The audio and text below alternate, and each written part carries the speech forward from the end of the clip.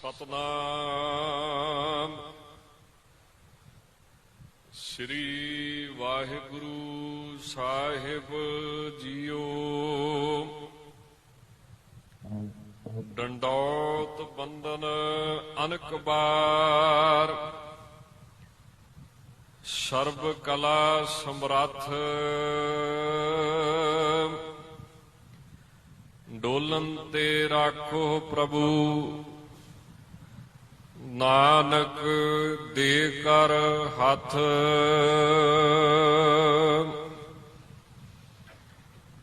बेशुमार अथाह,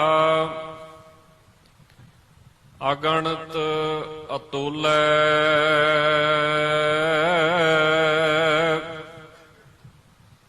ज्यों बुलावहो त्यों नानक दास बुलै। ज्यों बुलावहो त्यों नानक दास बुलै। परम सन्मानयोग गुरु रूप खालसा साध संगत जीओ। सिमर फतेह प्रवान करो जी। वाहिगुरु जी का खालसा वाहिगुरु जी की फतेह। आप संगत बड़े प्रेम दे नाल धन सतगुरु मेरी पीरी दे मालिक गुरु गरीब नवाज वड जोधा बहु परोपकारी धन गुरु हरगोबिंद साहिब महाराज सतगुरु जी दे पावन पवित्र स्थान ते हाजरियां भर के अपना जीवन सफला बना रहे हो। मेरे तो पहला मेरे सत्कारयोग श्रीमान ज्ञानी हरजीत सिंह जी हरमन आप नूं बड़े प्रेम दे नाल गुरमत विचार श्रवण करवा रहे सी। प्रबंधक सज्जणा ने बड़ा सुंदर विशा दिता है, कर्म चंगे नीत माड़ी।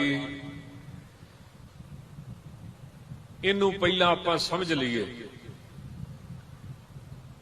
नीत दा अर्थ है मन दी बिरती, मन दी सुरती। ਇਹਦੇ बड़े नाम ने सुरती बिरती लेव ख्याल। ते वैसे तो विद्वान कहते ने संकल्पो विकल्पो ही मना, मन है ही ख्याल। मन नाम ही ख्यालों का है।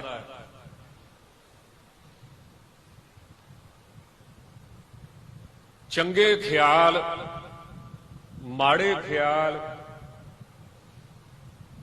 साडा मन काम ही दो तीन करता है, होर ते कोई करता ही नहीं अजे तक। सिर्फ दो काम जम्मण तो लैके मरण तक, सिर्फ दो। जां ते सोचदा है ते जां ये सौंदा है। बस ये उदों ही बंद होंदा जदों कुछ चिर गूढ़ा सौ जाइए, नहीं तो नहीं बंद होता है।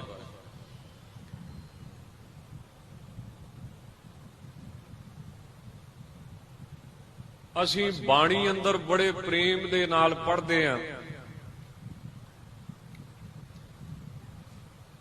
धन गुरु अमरदास साहिब महाराज दा पवित्र शब्द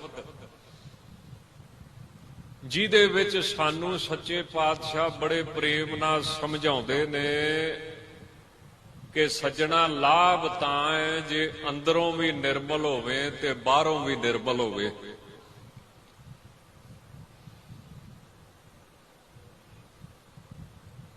पर जे तू कल्ला बाहरों निर्मल है अंदरों निर्मल नहीं, तां फिर तू अपना ये जिहड़ा जन्म है जूए विच हार दिता। ਗੁਰਬਾਣੀ ਅਨੁਸਾਰ ਜੂਆ ਕੀ ਹੈ? ਸੰਸਾਰ। ਹਾਂ ਬਦਲੇ, ਲੋਭ ਲਾਲਚ ਬਦਲੇ ਤੂੰ ਆਪਣਾ ਮਨੁੱਖਾ ਜਨਮ ਹਾਰ ਕੇ ਜਾਏਗਾ। ਦੋਵੇਂ ਸ਼ਬਦ ਬੜੇ ਸੁੰਦਰ ਨੇ। ਪਹਿਲੇ ਸ਼ਬਦ ਅੰਦਰ ਉਹ ਵਪਾਰੀ ਧਨ ਨੇ ਜਿਨ੍ਹਾਂ ਨੇ ਅੰਦਰੋਂ ਵੀ ਮੈਲ ਲਾਈ ਤੇ ਬਾਹਰੋਂ ਵੀ ਨਿਰਮਲ।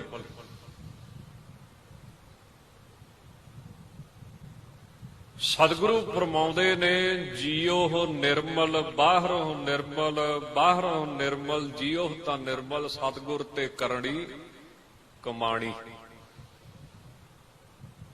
ਕੂੜ ਕੀ ਸੋਏ ਪਹੁੰਚੇ ਨਾਹੀਂ, ਸੋਏ ਟੱਚ, ਕੂੜ ਦਾ ਉੱਥੇ ਟੱਚ ਵੀ ਨਹੀਂ ਹੈ। ਝੂਠ ਸਪਰਸ਼ ਵੀ ਨਹੀਂ ਕਰ ਸਕਦਾ। ਐਸੇ ਗੁਰੂ ਕੇ ਸਿੱਖ ਤੇ ਅਸੀਂ ਕਹਿੰਦੇ ਝੂਠ ਤੋਂ ਬਿਨਾਂ ਗੱਡੀ ਨਹੀਂ ਚੱਲਣੀ।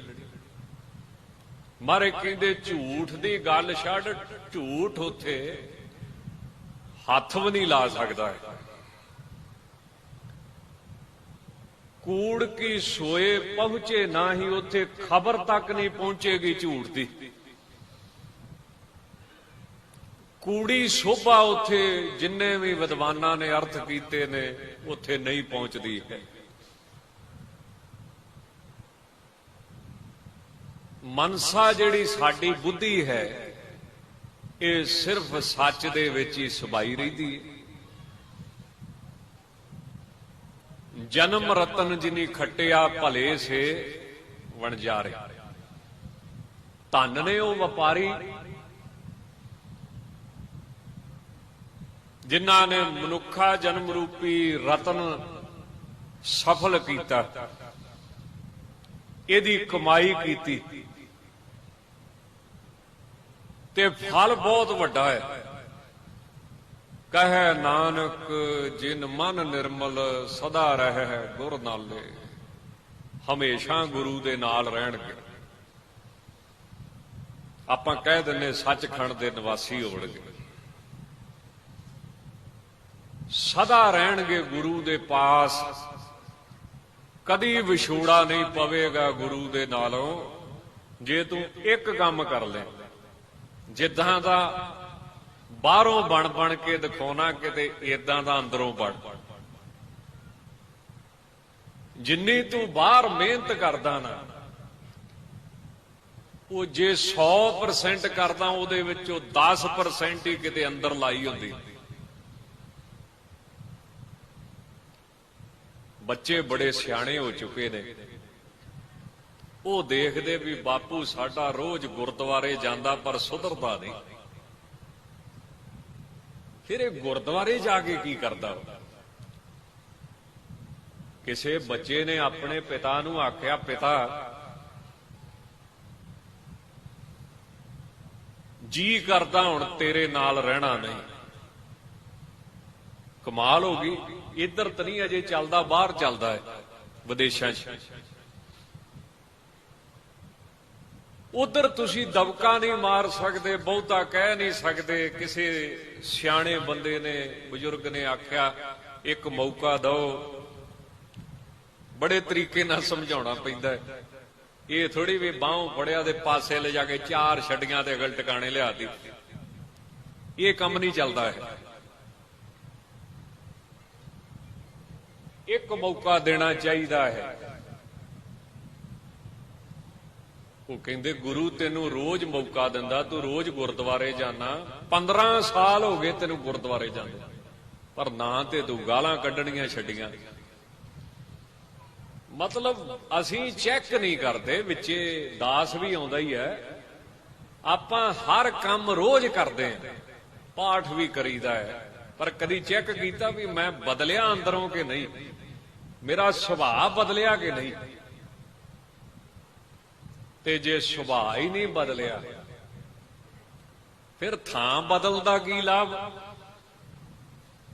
ਇਹਦਾ ਮਤਲਬ ਜਗ੍ਹਾ ਹੀ ਬਦਲੀ ਨਾ, ਮੰਤ ਨਹੀਂ ਨਾ ਬਦਲਿਆ। ਅੱਗੇ ਦੁਕਾਨ ਤੇ ਬਹਿ ਕੇ ਠੱਗੀ ਮਾਰਦਾ ਸੀ, ਹੁਣ ਗੁਰਦੁਆਰੇ ਬਹਿ ਕੇ ਮਾਰਦਾ। ਕੱਪੜੇ ਬਦਲ ਲਏ, ਥਾਂ ਬਦਲ ਲਿਆ, ਮਨ ਤੇ ਉਹੋ ਹੀ ਹੈ। ਵਿਸ਼ਾ ਵੇਖੋ ਤੁਸੀਂ ਕਿੱਡਾ ਸੋਹਣਾ, ਕਰਮ ਚੰਗੇ ਤੇ ਨੀਤਾਂ ਮਾੜੀਆਂ। ਥਾਂ ਬਦਲਿਆ ਪਰ ਮਨ ਨਹੀਂ, ਕੱਪੜੇ ਬਦਲੇ ਪਰ ਮਨ ਨਹੀਂ। ਯੰਤਰਵਤ ਪਾਠ ਕਰਦੇ ਆ, ਜਿਵੇਂ ਟੇਪ ਨਹੀਂ ਲੱਗੀ ਹੁੰਦੀ, ਮਹਿਸੂਸ ਨਹੀਂ ਕਦੀ ਕਰਦੇ ਹੁੰਦੇ। ਜਾਂ ਤੇ ਮਹਾਰਾਜ ਕਹਿੰਦੇ ਤੂੰ ਪ੍ਰੇਮ ਦੇ ਨਾਲ ਕਰ, ਵਾਹਿਗੁਰੂ ਕਹਿ ਤੇ ਵਾਹਿਗੁਰੂ ਨੂੰ ਫੀਲ ਕਰ। ਕਹਿੰਦਾ ਤੇ ਹੈ ਵਾਹਿਗੁਰੂ ਵਾਹਿਗੁਰੂ, ਪਰ ਉਹਨੂੰ ਮਹਿਸੂਸ ਨਹੀਂ ਕਰਦਾ ਵੀ ਉਹ ਮੇਰੇ ਨਾਲ ਆ, ਉਹ ਮੈਨੂੰ ਦੇਖਦਾ ਹੈ। ਹੁਣ ਗ੍ਰੰਥੀ ਸਿੰਘ ਰੋਜ਼ ਪਾਠ ਕਰਦਾ,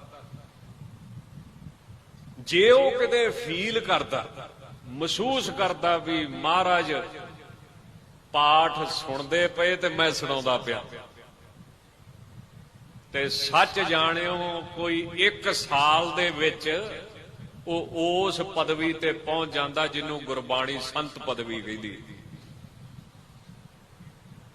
ਪਰ ਅਸੀਂ ਤੇ ਸਿਰਫ ਆਪਣੀ ਡਿਊਟੀ ਕੀਤੀ, ਉਹ ਕਰਨੀ ਪੈਣੀ, ਭਾਵੇਂ ਰੋ ਕੇ ਕਰੋ ਤੇ ਭਾਵੇਂ ਹੱਸ ਕੇ ਕਰੋ। ਤੁਸੀਂ ਗੁੱਸਾ ਨਾ ਕਰਿਓ। ਕਿਉਂ? ਮੈਂ ਤੁਹਾਨੂੰ ਇੱਕ ਲੌਜਿਕ ਦਿੰਨਾ, ਚੇਂਜ ਹੀ ਕੁਝ ਨਹੀਂ ਹੋਇਆ। 15 ਸਾਲ ਹੋ ਗਏ ਪਾਠ ਕਰਦੇ ਨੂੰ, ਗਾਲਾਂ ਅਜੇ ਵੀ ਕੱਢਦਾ ਏ।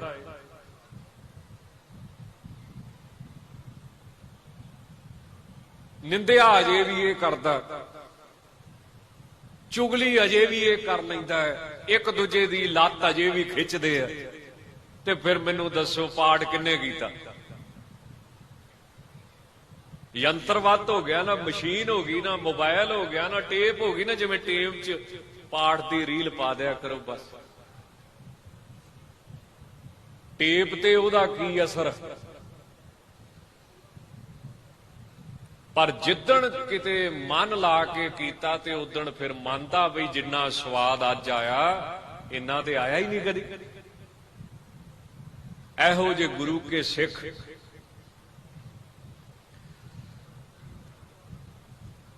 ਗੁਰਬਾਣੀ ਕਹਿੰਦੀ ਹੈ ਜਾਂ ਤੇ ਕਰ ਪ੍ਰੇਮ ਨਾਲ, ਆਰਾਮ ਕਹਿਨ ਮੈਂ ਭੇਦ ਹੈ ਯਾਵਹ ਏਕ ਵਿਚਾਰ। ਰਾਮ ਰਾਮ ਕਰਤਾ ਸਭ ਜਗ ਫਿਰੇ, ਰਾਮ ਨਾ ਪਾਇਆ। ਇਹ ਕਿਹੜਾ ਰਾਮ ਆ? ਇਹ ਦਿਲੋਂ ਨਿਕਲਦਾ ਰਾਮ ਆ ਕਿ ਬਸ ਸਵੇਰ ਵਾਲਾ ਰਾਮ ਰਾਮ, ਦੁਪਹਿਰ ਵਾਲਾ ਰਾਮ ਰਾਮ, ਸ਼ਾਮ ਨੂੰ ਮਿਲ ਕੇ ਫੇਰ ਰਾਮ ਰਾਮ?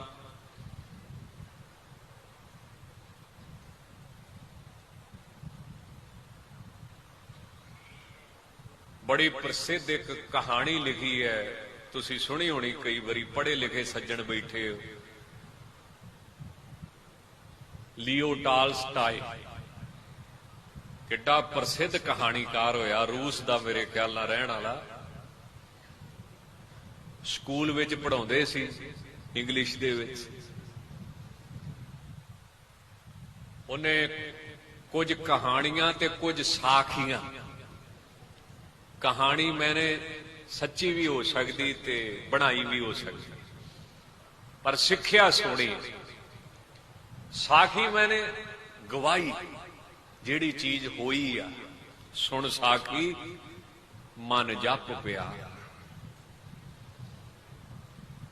ਅਜਾਮਲ ਉਤਰਿਆ ਕਹਿ ਏਕ ਵਾਰ।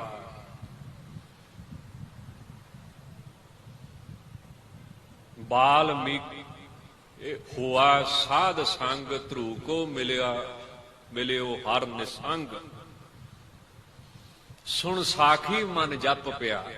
ਸਾਖੀ ਦਾ ਮਤਲਬ ਤੇਰੇ ਮਨ 'ਚ ਪਿਆਰ ਪੈਦਾ ਹੋਵੇ, ਤੂੰ ਵੀ ਨਾਮ ਜਪਿਆ ਗਿਆ।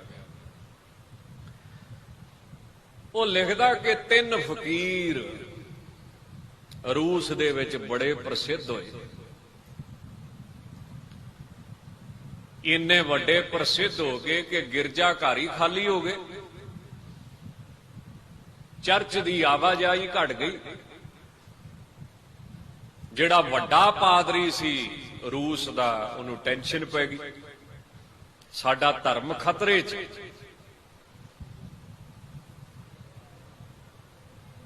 ਉਹਨੇ ਮਨ ਬਣਾਇਆ ਵੀ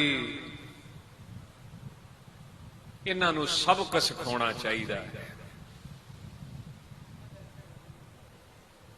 ਧਰਮ ਸਾਰੇ ਹੀ ਚੰਗੇ ਨੇ, ਪਰ ਜਦੋਂ ਇੱਕ ਦੂਜੇ ਨਾਲ ਨਫ਼ਰਤ ਕਰਦੇ ਨੇ ਫਿਰ ਉਹ ਧਰਮ ਧਰਮ ਨਹੀਂ ਰਹਿੰਦਾ। ਕਿਉਂ? ਅਸਲੀ ਧਰਮ ਤੇ ਇੱਕ ਹੀ ਹੈ, ਉਹ ਕੀ ਹੈ? ਦਇਆ।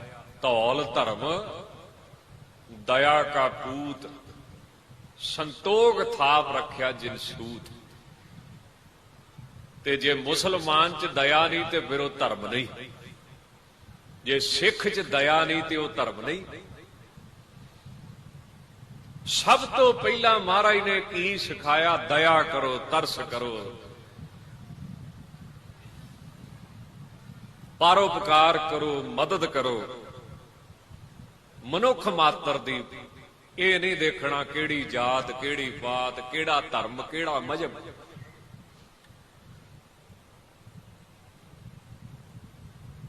ਪਾਦਰੀ ਸਾਹਿਬ ਦੇ ਪੌਪ ਰੂਸ ਦੇ ਫਾਦਰ ਸਾਹਿਬ, ਪਾਦਰੀ ਸਾਹਿਬ, ਹੈੱਡ ਪੁਜਾਰੀ, ਉਹਨਾਂ ਦੇ ਮਨ ਚ ਆਇਆ ਜਾਂ ਤੇ ਚੋਰੀ ਦੇ ਕੇਸ ਚ ਫਸਾਈਏ ਜਾਂ ਵਿਭਚਾਰ ਦੇ ਕੇਸ ਚ ਫਸਾਈਏ, ਕਿਸੇ ਤਰ੍ਹਾਂ ਇਹਨਾਂ ਦੀ ਬਦਨਾਮੀ ਹੋਵੇ ਤੇ ਲੋਕ ਟੁੱਟਣ,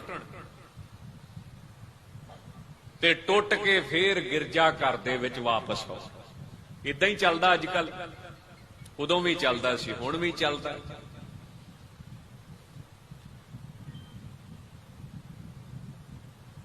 ਸੋਨੇ ਦਾ ਡੰਡਾ, ਸੋਨੇ ਦਾ ਮੁਕਟ ਸਿਰ ਤੇ, ਹੱਥ 'ਚ ਸੋਨੇ ਦਾ ਡੰਡਾ ਸਰਕਾਰੀ ਧਰਮ ਸੀ, ਤਾਕਤ ਰੱਖਦਾ ਹੈ। ਤੇ ਜਿਹੜੇ ਧਰਮ ਪਾਸ ਤਾਕਤ ਨਹੀਂ, ਬੜੀ ਮੁਸ਼ਕਲ ਨਾਲ ਚੱਲੇ।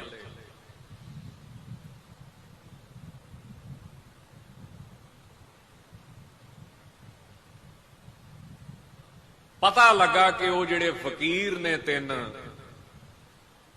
ਉਹ ਆਪਣੇ ਝੀਲ ਤੋਂ ਪਾਰ ਇੱਕ ਦਰਖਤ, ਉਹਦੇ ਥੱਲੇ ਬੈਠੇ ਨੇ।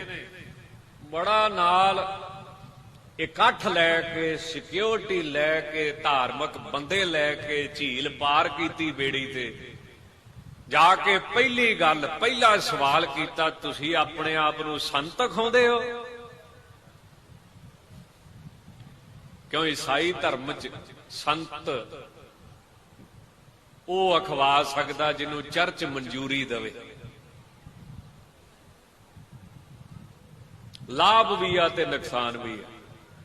ਲਾਭ ਇਹ ਵੀ ਹਰ ਕੋਈ ਸੰਤ ਨਹੀਂ ਬਣੂਗਾ, ਨੁਕਸਾਨ ਇਹ ਵੀ ਜਿਹਨੇ ਜੇਬ ਗਰਮ ਕਰਤੀ ਉਹ ਮਿੰਟ 'ਚ ਬਣ ਜਾਊਗਾ। ਉਹ ਕਹਿੰਦੇ ਨਹੀਂ ਜੀ, ਅਸੀਂ ਆਪਣੇ ਆਪ ਨੂੰ ਸੰਤ ਸਮਝਦੇ ਹੀ ਨਹੀਂ। ਹਾਂ, ਸਾਨੂੰ ਲੋਕ ਜ਼ਰੂਰ ਸੰਤ ਕਹਿੰਦੇ ਆ। ਅਸੀਂ ਚਾਹੁੰਦੇ ਆ ਰੱਬ ਸਾਡੇ ਤੇ ਕਿਰਪਾ ਕਰੇ, ਉਹ ਪਦਵੀ ਸਾਨੂੰ ਪ੍ਰਾਪਤ ਹੋਵੇ, ਸੰਤ ਕਾ ਮਾਰਗ ਧਰਮ ਕੀ ਪੌੜੀ। ਪਰ ਜਦੋਂ ਆਪਣੇ ਅੰਦਰ ਝਾਤੀ ਮਾਰਦੇ ਤਾਂ ਅਸੀਂ ਨਹੀਂ ਸੰਤ। ਲੋਕ ਸਾਨੂੰ ਸੰਤ ਕਹਿ ਰਹੇ ਨੇ, ਤੇ ਜੇ ਤੁਸੀਂ ਕਿਰਪਾ ਕਰੋ, ਸਾਡੀ ਤੇ ਬੰਦਗੀ ਵਿੱਚ ਇਹਨਾਂ ਨੇ ਵਿਘਨ ਪਾ ਦਿੱਤਾ ਹੈ, ਇਹਨਾਂ ਨੂੰ ਕਿਸੇ ਤਰ੍ਹਾਂ ਸਾਡੇ ਗਲੋਂ ਲਾਓ। ਬਹੁਤ ਚੰਗਾ ਹੋਇਆ ਤੁਸੀਂ ਆ ਗਏ।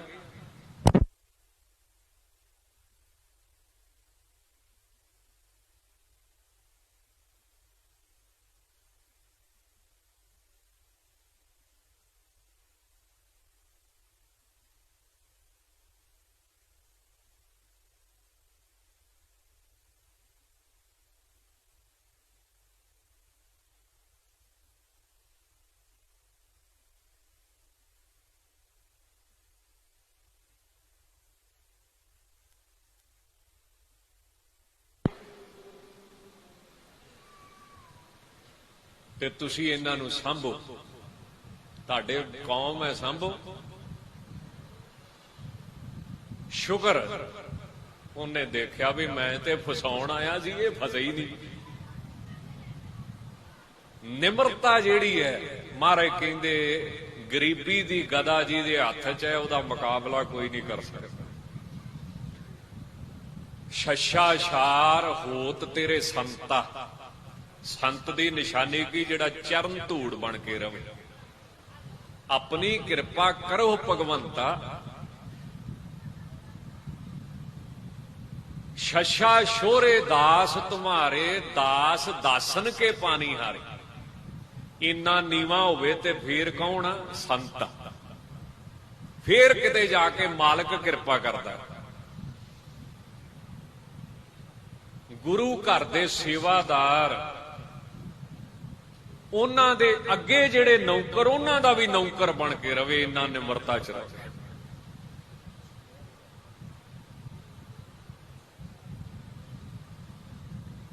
ਤਾਂ ਉਹ ਪਹਿਲੇ ਜਾਲ ਚ ਨਹੀਂ ਫਸੇ, ਫਕੀਰ ਸੀ ਪਰਮੇਸ਼ਰ ਦੇ ਪਿਆਰੇ।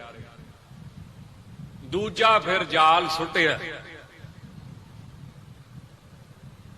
ਤੁਸੀਂ ਬਾਈਬਲ ਪੜ੍ਹੀ ਆ? ਤਿੰਨਾਂ ਨੇ ਨੀਵੀਆਂ ਪਾ ਲੀਆਂ। ਕਹਿੰਦੇ ਜੀ ਦੱਸਦਿਆਂ ਸ਼ਰਮ ਆਉਂਦੀ ਆ। ਤੇ ਕਿਉਂ? ਨਹੀਂ ਨਹੀਂ, ਦੱਸਦਿਆਂ ਸ਼ਰਮ ਆਉਂਦੀ। ਉਹ ਕਹਿੰਦੇ ਇੰਨੀ ਦੁਨੀਆ, ਸਾਰਾ ਰੂਸ, ਗਿਰਜਾ ਘਰ ਖਾਲੀ ਹੋ ਗਏ। ਮੈਂ ਲੈਕਚਰ ਦੇਣਾ ਸੀ, ਉੱਥੇ ਆਇਆ ਹੀ ਕੋਈ ਨਹੀਂ। ਤੇ ਤੁਸੀਂ ਬਾਈਬਲ 'ਚ ਉਪਦੇਸ਼ ਦਿੰਦੇ ਹੋ, ਬਾਈਬਲ ਪੜ੍ਹੀ ਆ? ਉਹ ਕਹਿੰਦੇ ਜੀ ਨਹੀਂ, ਮਾਫ ਕਰਿਓ ਸ਼੍ਰੀਮਾਨ, ਅਸੀਂ ਤੇ ਚਿੱਟੇ ਅਨਪੜ੍ਹ। ਬਿਲਕੁਲ। ਤੇ ਜੇ ਪੜ੍ਹੇ ਹੋਈਏ ਤੇ ਫਿਰ ਬਾਈਬਲ ਪੜ੍ਹੀਏ। ਜਦੋਂ ਪੜ੍ਹੇ ਹੀ ਨਹੀਂ ਤੇ ਫਿਰ ਕਿਉਂ ਅਸ਼ੁੱਧ ਪੜ੍ਹੀਏ? ਅਸ਼ੁੱਧ ਤੇ ਪੜ੍ਹਨਾ ਹੀ ਨਹੀਂ ਚਾਹੀਦਾ ਹੈ। ਨਹੀਂ ਪੜਾਂਗੇ ਤੇ ਨਾ ਹੀ ਪੜ੍ਹੇ। ਕਮਾਲ ਹੋ ਗਈ, ਤੁਹਾਨੂੰ ਸਾਰੀ ਦੁਨੀਆ ਮੰਨਦੀ, ਤੁਹਾਨੂੰ ਬਾਈਬਲ ਨਹੀਂ ਅਜੇ ਤੱਕ ਪੜ੍ਹੀ ਤੁਸੀਂ। ਇਹ ਤਾਂ ਬਹੁਤ ਵੱਡਾ ਗੁਨਾਹ ਵਾ ਤੁਹਾਡਾ। ਪਾਦਰੀ ਸਾਹਿਬ ਨੇ ਸੋਚਿਆ ਵੀ ਬੰਦੇ ਭੋਲੇ ਆ, ਜਿਆਦੇ ਸਾਫ ਆ ਬੰਦੇ, ਕੋਈ ਇਦਾਂ ਦੀ ਗੱਲ ਜਾਪਦੀ ਨਹੀਂ। ਇਹਨਾਂ ਨੂੰ ਬੰਦੇ ਦਾ ਪੁੱਤ ਬਣਾਉਣਾ ਕੋਈ ਔਖੀ ਗੱਲ ਜਾਪਦੀ ਨਹੀਂ ਆ। ਇਹੋ ਜੀ ਅੱਜ ਇਹਨਾਂ ਦੀ ਰੇਲ ਬੰਨੂਗਾ ਨਾ ਵੀ ਸਾਰੀ ਉਮਰ ਚੇਤੇ ਰੱਖਣਗੇ। ਉਹਨੇ ਤੀਸਰਾ ਸਵਾਲ ਕੀਤਾ, ਤੁਸੀਂ ਫਿਰ ਦਰਖਤ ਦੇ ਥੱਲੇ ਬੈਠੇ ਕੀ ਕਰਦੇ ਹੋ? ਲਿਓ ਟਾਲਸਟਾਏ ਦੀਆਂ ਜਿੰਨੀਆਂ ਕਹਾਣੀਆਂ, ਉਹਨਾਂ ਚੋਂ ਸਭ ਤੋਂ ਵੱਧ ਪ੍ਰਸਿੱਧ ਤਿੰਨ ਫਕੀਰਾਂ ਦੀ ਕਹਾਣੀ।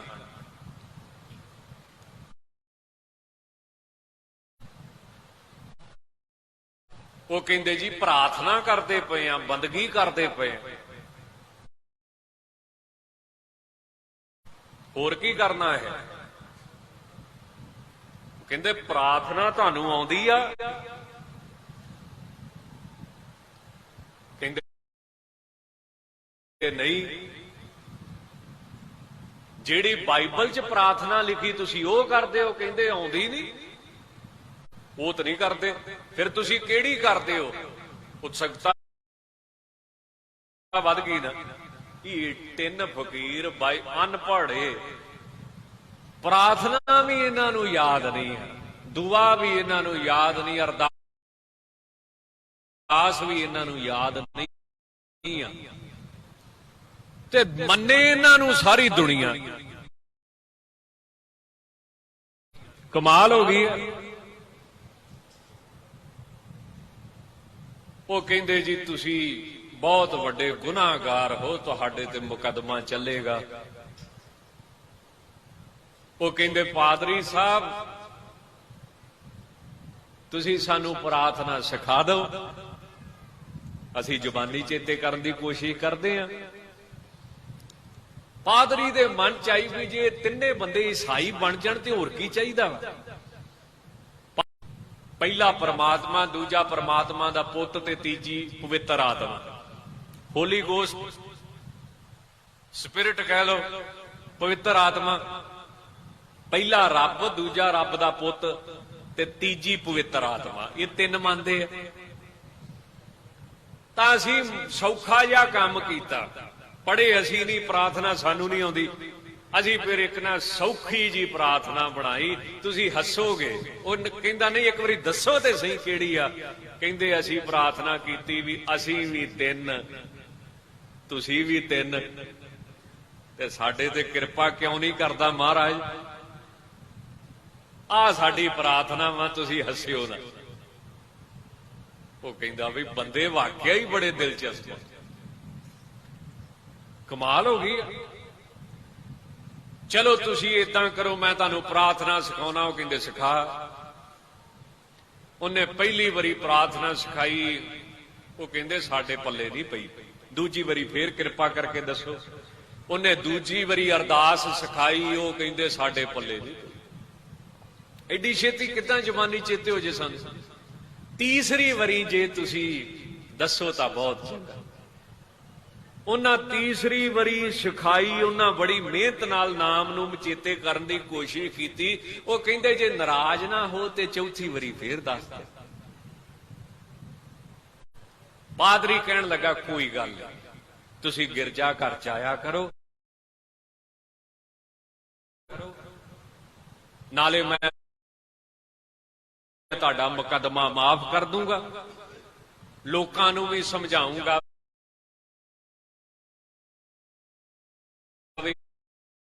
ਬੰਦੇ ਸਾਫ਼ ਦਿਲ ਦੇ ਨੇ, ਗਲਤੀ ਨਹੀਂ ਇਹਨਾਂ ਦੀ। ਈਸਾਈ ਤੁਹਾਡੇ ਨਾਲ ਨਫ਼ਰਤ ਨਹੀਂ ਕਰਨਗੇ, ਨਾਲੇ ਤੁਸੀਂ ਜੇ ਰੋਜ਼ ਗਿਰਜਾ ਘਰ ਜਾਓਗੇ ਤੇ ਪ੍ਰਾਰਥਨਾ ਜਿਹੜੀ ਉਹ ਜ਼ੁਬਾਨੀ ਚੇਤੇ ਹੋ ਜੂਗੀ।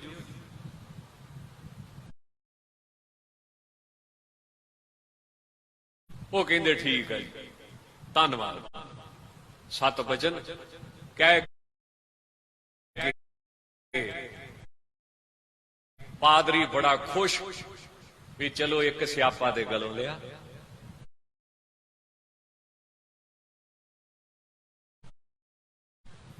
ਸੁੱਖ ਦੇ ਨਾਲ ਰਾਤ ਨੂੰ ਨੀਂਦ ਆਊਗੀ, ਨਹੀਂ ਤੇ ਗਿਰਜਾ ਘਰ ਚ ਆਉਣੋਂ ਹੀ ਦੁਨੀਆ ਹਟ ਗਈ। ਚਰਚਾਂ ਚ ਕੋਈ ਆਉਂਦਾ ਹੀ ਨਹੀਂ। ਅਜੇ ਉਹ ਬੇੜੀ ਤੇ ਬਹਿ ਕੇ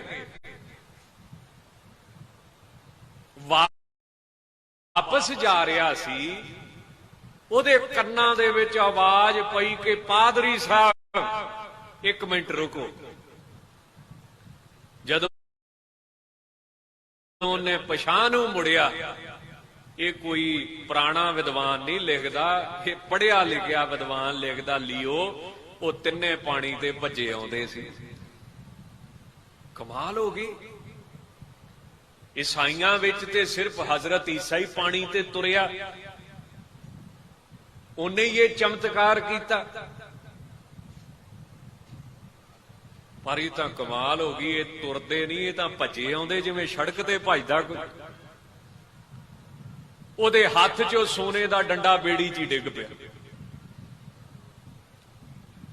ਘਬਰਾ ਗਿਆ, ਸਿਰ ਤੋਂ ਮੁਕਟ ਸੋਨੇ ਦਾ ਡਿੱਗ ਪਿਆ। ਇਹ ਕੀ ਹੋ ਗਿਆ? ਉਹਨੇ ਚਿਰ ਨੂੰ ਬੇੜੀ ਵੀ ਕੰਢੇ ਤੇ ਲੱਗੀ, ਉਹ ਵੀ ਆ ਗਏ। ਕਹਿੰਦੇ ਇੱਕ ਵਾਰੀ ਕਿਰਪਾ ਕਰਕੇ ਫੇਰ ਦੱਸ ਅਰਦਾਸ ਕੀ ਸੀ, ਦੁਆ ਕੀ ਸੀ, ਪ੍ਰਾਰਥਨਾ ਕੀ ਸੀ। ਇਹ ਪਹਿਲਾ ਕਹਿੰਦਾ ਇਸ ਤਰ੍ਹਾਂ ਸੀ, ਦੂਜਾ ਕਹਿੰਦਾ ਇਸ ਤਰ੍ਹਾਂ ਸੀ। ਮੈਂ ਕਹਿੰਦਾ ਇਸ ਤਰ੍ਹਾਂ ਸੀ। ਉਹ ਫੇਰ ਕੰਮ ਖਰਾਬ ਹੋ ਗਿਆ ਸਾਰਾ ਹੀ, ਗੱਲ ਸੰਸੇ 'ਚ ਪੈ ਗਈ। ਇੱਕ ਵਾਰੀ ਦੱਸ ਤੇ ਸਹੀ। ਇੱਕ ਵਾਰੀ ਫੇਰ ਕਹਿੰਦੇ ਜਿਹੜਾ ਰੂਸ ਦਾ ਸਭ ਤੋਂ ਵੱਡਾ ਪਾਦਰੀ ਸੀ, ਉਹਨਾਂ ਦੇ ਪੈਰੀਂ ਡਿੱਗ ਪਿਆ, ਚਰਨਾਂ ਤੇ ਡੈ ਤੇ ਕਹਿਣ ਲੱਗਾ ਗਿਰਜਾ ਘਰ 'ਚ ਆਉਣ ਦੀ ਲੋੜ ਨਹੀਂ, ਮੈਂ ਰੋਜ਼ ਤੁਹਾਡੇ ਕੋਲੇ ਆਇਆ ਕਰੂੰਗਾ। ਉਹ ਕਹਿੰਦੇ ਪ੍ਰਾਰਥਨਾ, ਕਹਿੰਦਾ ਕੋਈ ਲੋੜ ਨਹੀਂ, ਹੁਣ ਤੁਸੀਂ ਮੈਨੂੰ ਆਪਣੇ ਵਾਲੀ ਕਿਰਪਾ ਕਰਕੇ ਸਿਖਾ ਦਿਓ। ਕਿਉਂ? ਮੇਰੀ ਤੇ ਉਹਨੇ ਪ੍ਰਵਾਨ ਨਹੀਂ ਕੀਤੀ ਤੇ ਤੁਹਾਡੀ ਉਹਨੇ ਪ੍ਰਵਾਨ ਕਰ ਲਈ। ਦਸਵੇਂ ਪਾਤਸ਼ਾਹ ਇੱਕ ਗੱਲ ਕਹਿੰਦੇ ਆ, ਕਹਿੰਦੇ ਭਾਵੇਂ ਤੂੰ ਸਾਰੀ ਉਮਰ ਜੰਗਲਾਂ ਦੇ ਵਿੱਚ ਦਰਖਤ ਥੱਲੇ ਬੈਠਾ ਰਹਿ, ਏਦਾਂ ਹੀ ਉਮਰ ਲੰਘਾ ਦੇ। ਭਾਵੇਂ ਤੂੰ ਸਾਰੀ ਉਮਰ ਅੱਖਾਂ ਬੰਦ ਕਰਕੇ ਬਗਲੇ ਵੱਲ ਧਿਆਨ ਲਾ, ਭਾਵੇਂ ਤੂੰ 68 ਤੀਰਥ ਮੰਨੇ ਨੇ, ਪਰ ਚੱਲ ਛੱਡ ਖਹਿੜਾ, ਐ ਕਰ ਤੂੰ 7 ਸਮੁੰਦਰਾਂ ਦੀ ਯਾਤਰਾ ਕਰ ਤੇ ਇਸ਼ਨਾਨ ਵੀ ਕਰੀ। ਫਿਰ ਇੰਨੀ ਮਿਹਨਤ ਕੀਤੀ, ਇੰਨਾ ਕੁਝ ਵੀ ਤੂੰ ਮਿਹਨਤ ਨਾ ਕਰ ਲਵੇਂ ਸੱਜਣਾ, ਉਸ ਰੱਬ ਨੂੰ ਤੇਰੀ ਖਿੱਚ ਨਹੀਂ ਪੈਂਦੀ। ਕਿਉਂ? ਤੇਰੇ ਪੱਲੇ ਇੱਕ ਚੀਜ਼ ਹੈ ਨਹੀਂ, ਉਹ ਕੀ ਆ? ਪ੍ਰੇਮ। ਕਹਾਂ ਭਇਓ ਜੋ ਦੋ ਲੋਚਨ ਮੂੰਦ ਕੇ ਬੈਠ ਰਹਿਓ, ਬਕ ਧਿਆਨ ਲਗਾਇਓ। ਨਹਾਤ ਫਿਰਿਓ, ਨਹਾਉਂਦਾ ਫਿਰਦਾ, ਲੀਏ 7 ਸਮੁੰਦਰ ਅੰਦਰ। ਲੋਕ ਗਇਓ ਪਰ ਲੋਕ ਗਵਾਇਓ, ਬਾਸ ਕੀਓ ਨਿਵਾਸ ਕਰ ਲਿਆ, ਵਿਖਿਆਨ ਸੋ ਬੈਠ ਕੇ।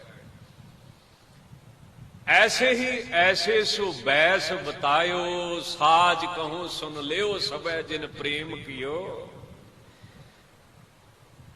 बिना प्रेम तो ओनू खिच पैंदी नहीं, उत्तों उत्तों तू जो मर्जी करी जा। आओ पढ़िए सारे, हाजरी लग जाऊगी। गुरु हरगोबिंद साहब कृपा करन। जिन प्रेम कियो तिन ही प्रभ पायो, जिन प्रेम कियो तिन ही प्रभ पायो, जिन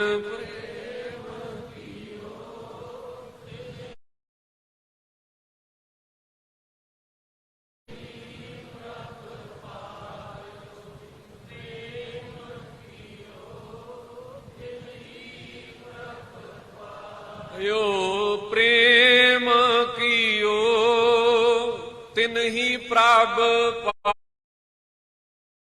पायो, जिन प्रेम कियो।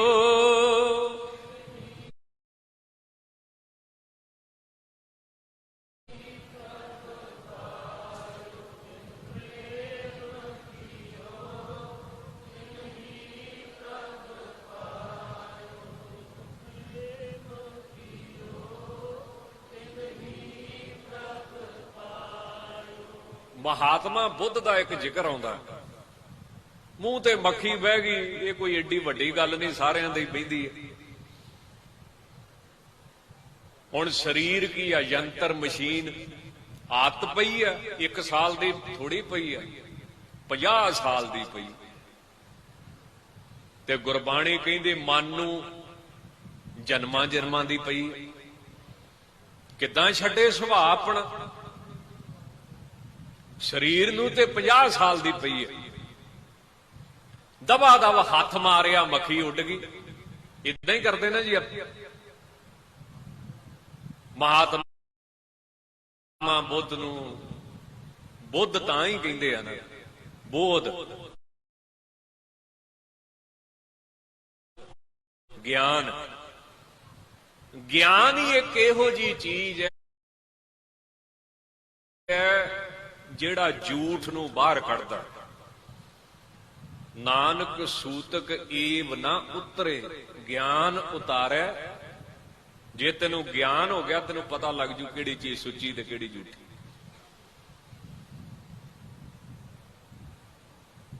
ਦਵਾ ਦਾ ਉੱਠੇ ਦੁਬਾਰਾ। ਗੱਲ ਤੇ ਕੁਛ ਵੀ ਨਹੀਂ ਸੀ, ਮੱਖੀ ਉਡਾਉਣੀ ਆ, ਹੋਰ ਕੀ ਕਰਨਾ, ਸਾਰੇ ਹੀ ਉਡਾਉਂਦੇ। शिष्य ने पूछया की गल हुई? कहंदे जिद्दे प्रेम ना उड़ाउणी चाहिदी सी, उड़ाई नहीं। दोबारा फिर हाथ अपना मथे ते लेके गए, हौली जी उन्होंने हिलाया, मक्खी उड़ गई। है नहीं आ मक्खी, ਦੁਬਾਰਾ ਕਰਦੇ ਪਏ, ਅਭਿਆਸ ਕਰਦੇ ਪਏ। ਗੁਰਬਾਣੀ ਕਹਿੰਦੀ ਜਾਂ ਤੇ ਤੇਰਾ ਹਰ ਕਰਮ ਪ੍ਰੇਮ ਚ ਹੋਣਾ ਚਾਹੀਦਾ,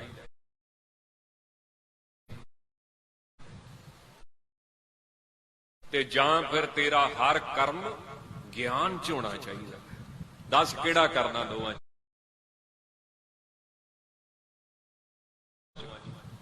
ਹਰ ਕਰਮ ਗਿਆਨ ਚ ਗੁਰ ਕਾ ਸ਼ਬਦ ਰਿਦ ਅੰਤਰ ਧਾਰੇ, ਪੰਚ ਜਨਾਂ ਸਿਉ ਸੰਗ ਨਿਵਾਰੇ।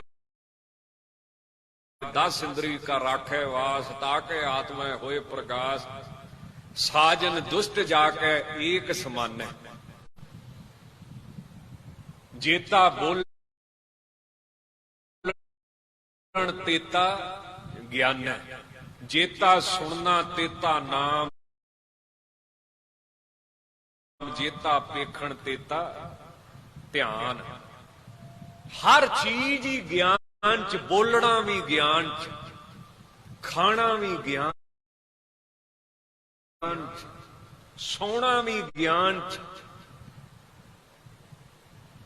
ਸਹਿਜੇ ਜਾਗਣ, ਅਗਲੀਆਂ ਤੁਕਾਂ ਗਿਆਨ ਦੀਆਂ। ਸਹਿਜੇ ਸੋਏ, ਸਹਿਜ ਮੈਨੇ ਗਿਆਨ। ਬ੍ਰਹਮ ਗਿਆਨ ਦੇ ਵਿੱਚ ਹੀ ਜਾਗਿਆ ਕਰ, ਤੇ ਬ੍ਰਹਮ ਗਿਆਨ ਦੇ ਵਿੱਚ ਹੀ ਸੋਇਆ ਕਰ। ਮਹਾਤਮਾ ਨੂੰ ਕਹਿਣ ਲੱਗਾ ਸ਼ੇਸ਼ੀ, ਇਹ ਕੀ ਗੱਲ ਹੋਈ, ਇਹ ਸਮਝ ਚ ਨਹੀਂ ਆਉਂਦੀ। ਉਹਨਾਂ ਨੇ ਆਖਿਆ ਜਦੋਂ ਮੈਂ ਸੌਂਗਾ ਵੇਖ ਲਈ।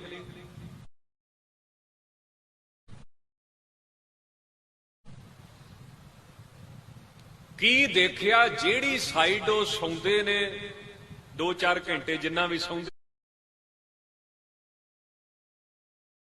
ਹੋਣਗੇ, ਉਸੇ ਸਾਈਡ ਹੀ ਸਾਰੀ ਰਾਤ ਪਏ ਰਹਿੰਦੇ।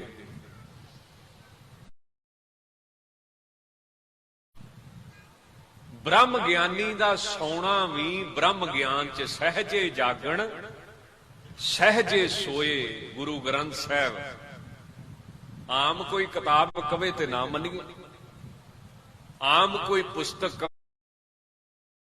ਕਵੇ ਤੇ ਨਾ ਮੰਨੀਏ, ਪਰ ਉਹ ਗ੍ਰੰਥ ਜਿਹਨੂੰ ਅਸੀਂ ਗੁਰੂ ਕਹਿੰਦੇ,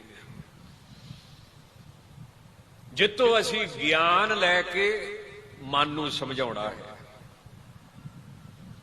ਹਰ ਕਰਮ ਸੁਚੇਤਤਾ ਨਾਲ ਕਰਨਾ, ਹਰ ਕਰਮ। ਇਸ ਕਰਮ ਦੇ ਵਿੱਚ ਮਨ ਤਾਂ ਨਹੀਂ ਸ਼ਾਮਲ। ਜੇ ਮਨ ਸ਼ਾਮਲ ਆ ਤੇ ਮਤਲਬ ਵਾਸਤੇ ਸ਼ਾਮਲ ਆ, ਕਿ ਸੇਵਾ ਵਾਸਤੇ ਸ਼ਾਮਲ ਆ, ਕਿ ਪਰਉਪਕਾਰ ਵਾਸਤੇ ਸ਼ਾਮਲ।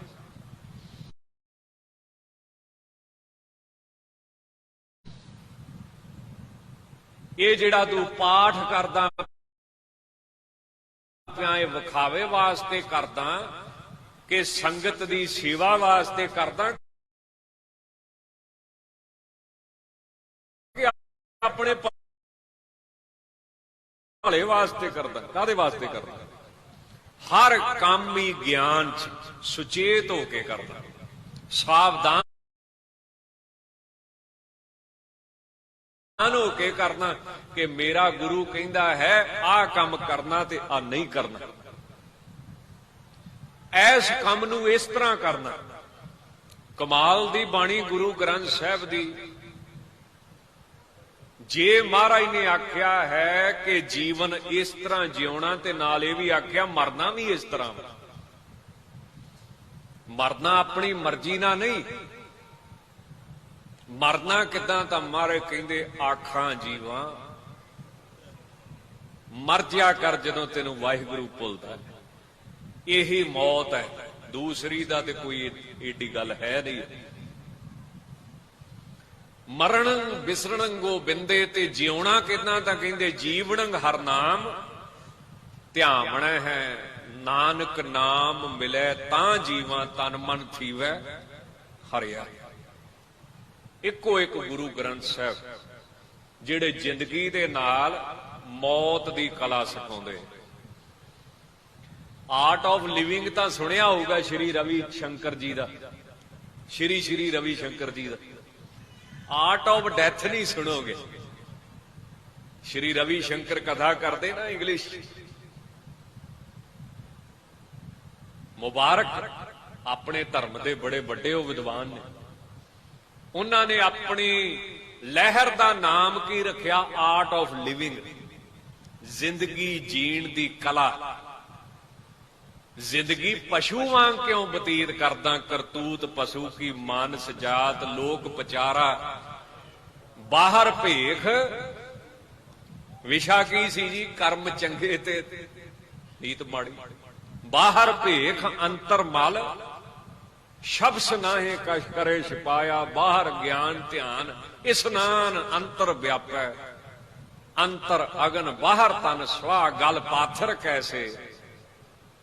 ਇਹ ਬਾਹਰਲਾ ਪਖੰਡ ਤੇ ਤੇਰੇ ਗਲ 'ਚ ਪੱਥਰ ਆ, ਡੁੱਬੇਗਾ ਤੂੰ ਪੱਕਾ।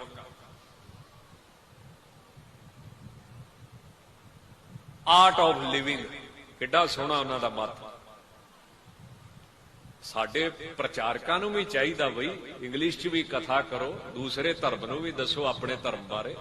ਠੀਕ ਹੈ, ਆਪਾਂ ਕਿਸੇ ਦਾ ਧਰਮ ਨਹੀਂ ਬਦਲਦੇ, ਪਰ ਸ਼ੁਭ ਗੁਣ ਤੇ ਦੱਸ ਹੀ ਸਕਦੇ ਨਾ ਵੀ ਸਾਡੀ ਆਹ ਚੀਜ਼ ਆ, ਜੇ ਪਸੰਦ ਆਉਂਦੀ ਤੇ ਚੁੱਕ।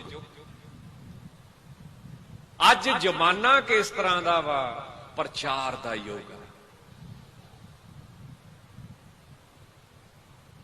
ਤੇ ਕਿਸੇ ਬੜੇ ਪ੍ਰਸਿੱਧ ਸ਼ਾਇਰ ਨੇ ਕੀ ਆਖਿਆ ਸੀ? ਹਿੰਦੁਸਤਾਨ ਦੀ ਸ਼ਰਾਬ ਤੇ ਬਹੁਤ ਵਧੀਆ, ਪਰ ਪਿਉਣ ਵਾਲੇ ਬਿਲਕੁਲ ਨਿਕੰਮੇ। ਬਾਹਰਲੇ ਦੇਸ਼ਾਂ ਦੀ ਸ਼ਰਾਬ ਬਿਲਕੁਲ ਨਿਕੰਮੀ, ਪਰ ਪਿਉਣ ਵਾਲੇ ਏਡੇ ਸੋਹਣੇ, ਏਡਾ ਵਧੀਆ ਤਰੀਕਾ। ਹਿੰਦੁਸਤਾਨ ਦੇ ਵਿੱਚ ਧਰਮ ਸਭ ਤੋਂ ਉੱਤਮ, ਪਰ ਪ੍ਰਚਾਰਕਾਂ ਦੇ ਪੱਲੇ ਕੁਝ ਨਹੀਂ, ਦੱਸ ਹੀ ਨਹੀਂ ਸਕੇ ਦੁਨੀਆ। ਬਾਹਰਲੇ ਧਰਮ ਕੁਝ ਵੀ ਨਹੀਂ ਤੁਹਾਡੇ ਧਰਮ ਸਾਹਮਣੇ, ਪਰ ਸਾਰੀ ਦੁਨੀਆ ਫੜ ਕੇ ਈਸਾਈ ਬਣਾਤੀ। ਸੋ ਰਹੋ ਵਿਚਾਰ, ਜੇ ਤੁਸੀਂ ਕਿਸੇ ਨੂੰ ਸਾਫ਼ ਪਾਣੀ ਨਹੀਂ ਦੇਣਾ ਤੇ ਅਗਲਿਆਂ ਤੇ ਗੰਦਾ ਵੀ ਪੀ ਲੈਣਾ, ਫਿਰ ਤੁਹਾਨੂੰ ਕੀ ਪ੍ਰੋਬਲਮ? ਅਗਲੇ ਡੇਰੇ ਜਾਣ, ਮੜੀਆਂ ਤੇ ਜਾਣ, ਜਾਣ ਜਿੱਥੇ ਮਰਜੀ ਜਾਣ, ਜਦੋਂ ਤੁਸੀਂ ਕਿਸੇ ਨੂੰ ਅੰਮ੍ਰਿਤ ਨਹੀਂ ਦੇਣਾ, ਉਹਨਾਂ ਤੇ ਪਿਆਸ ਤੇ ਬੁਝਾਉਣੀ ਹੈ, ਕਿਤੇ ਤੇ ਜਾਣਗੇ ਹੀ ਪੀਣ।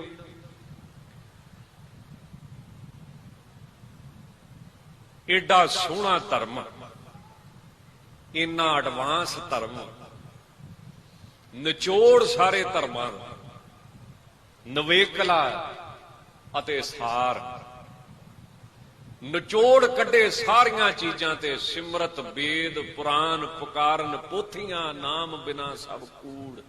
ਗਾਲੀ ਐਵੇਂ ਨਹੀਂ, ਨਿਚੋੜ ਕੱਢੇ ਹਰ ਚੀਜ਼ ਦੇ।